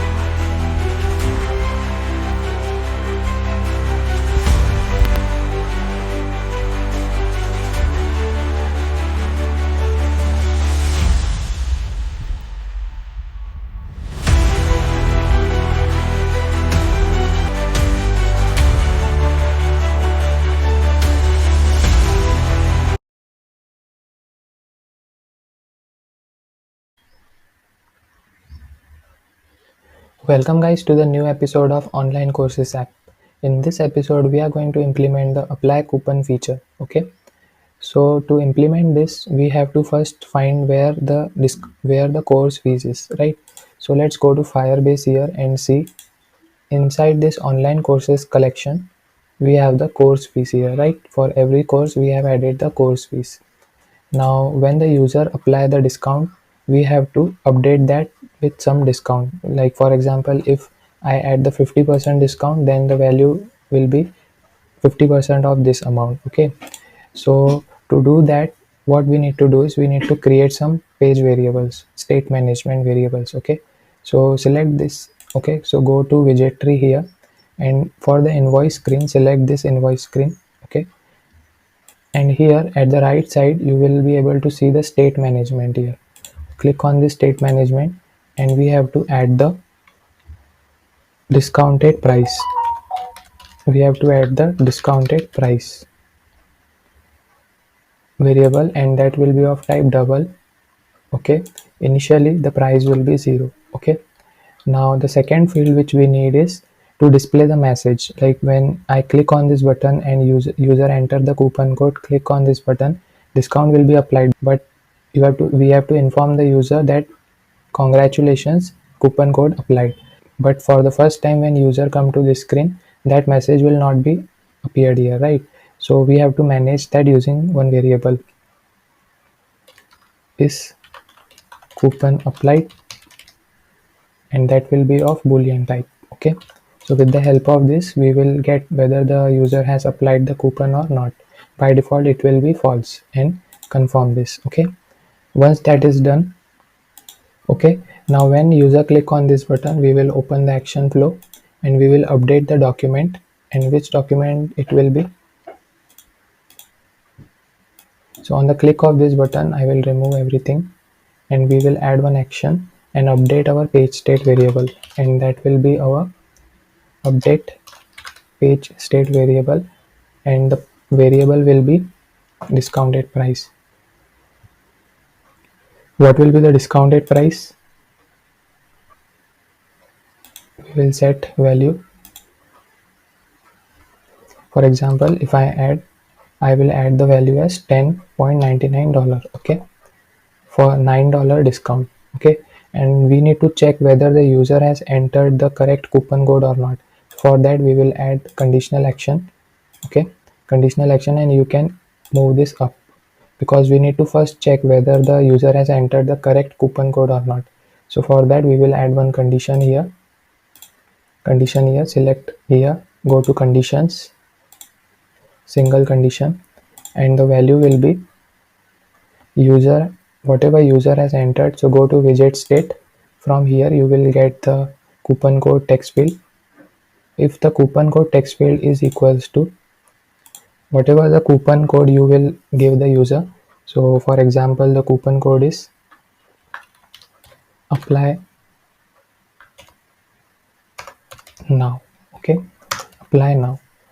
So if this coupon code is there, or you can add any kind of coupon like discount 100. Okay,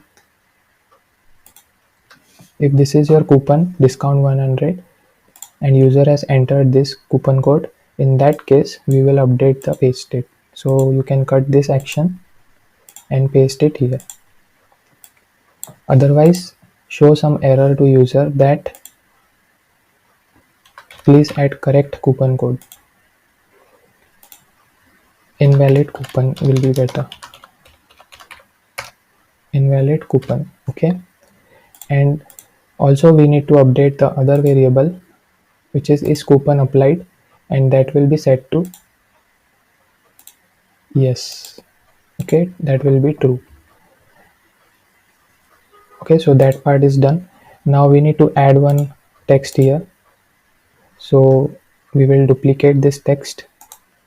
I will right click on this text and duplicate this. Okay, so we have the text now, and what will be the text here? Congratulations, you have applied a discount coupon. or rather you can say you have saved $9. You have saved $9.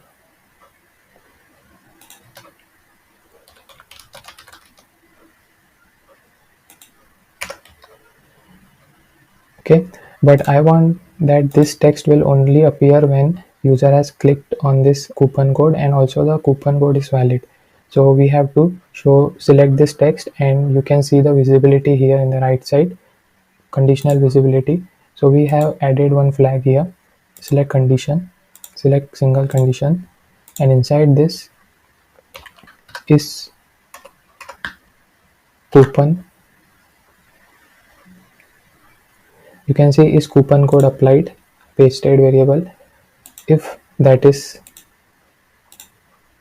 true, in that case only we have to show this text, otherwise this text will disappear. Okay, so that's it. You can now design the color of this text. So for example, we will keep the text color as orange, or rather secondary. Okay, I hope everything will work fine now. Now let's test this, whether the coupon code is getting applied or not. Now to run this app in FlutterFlow, now again you have to disable this RazorPay action, otherwise things will not work. So let's click on this pay now button. You can disable this RazorPay action for now to run the app in FlutterFlow. Let's see what's the second error is.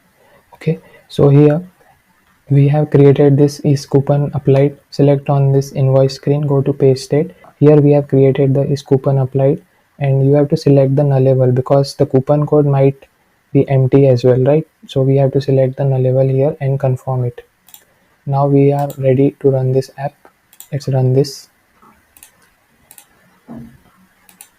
Okay, now on the click of this start learning button, click on the buy now button here.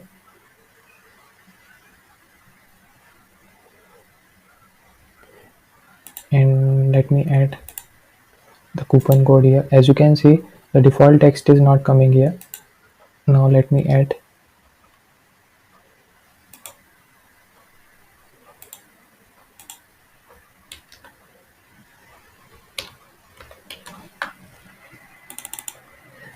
Now the text color here is black, so we are not able to see the text here. We need to set the text color as white. And okay, let's set this to white.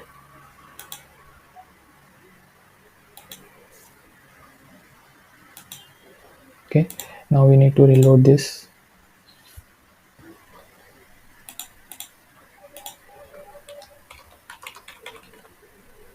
Discount 100. Okay, so if I apply the coupon, you can see congratulations, you have saved $9.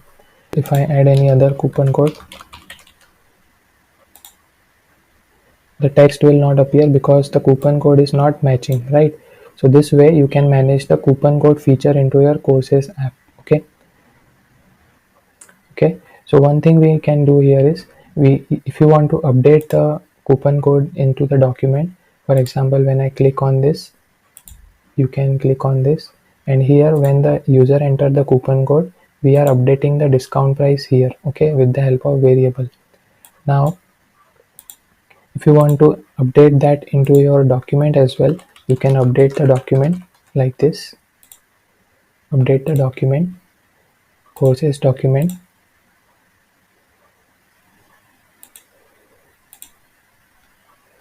reference, and you can update the course fees here. Okay, you can update the course fees here as well. And that will be from discounted price like this.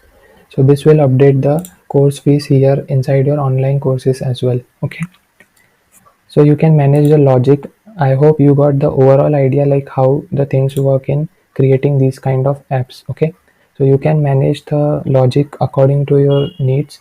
I have just explained how you can create this kind of stuff using FlutterFlow. Okay, okay guys, so that's it for today. Thank you for watching.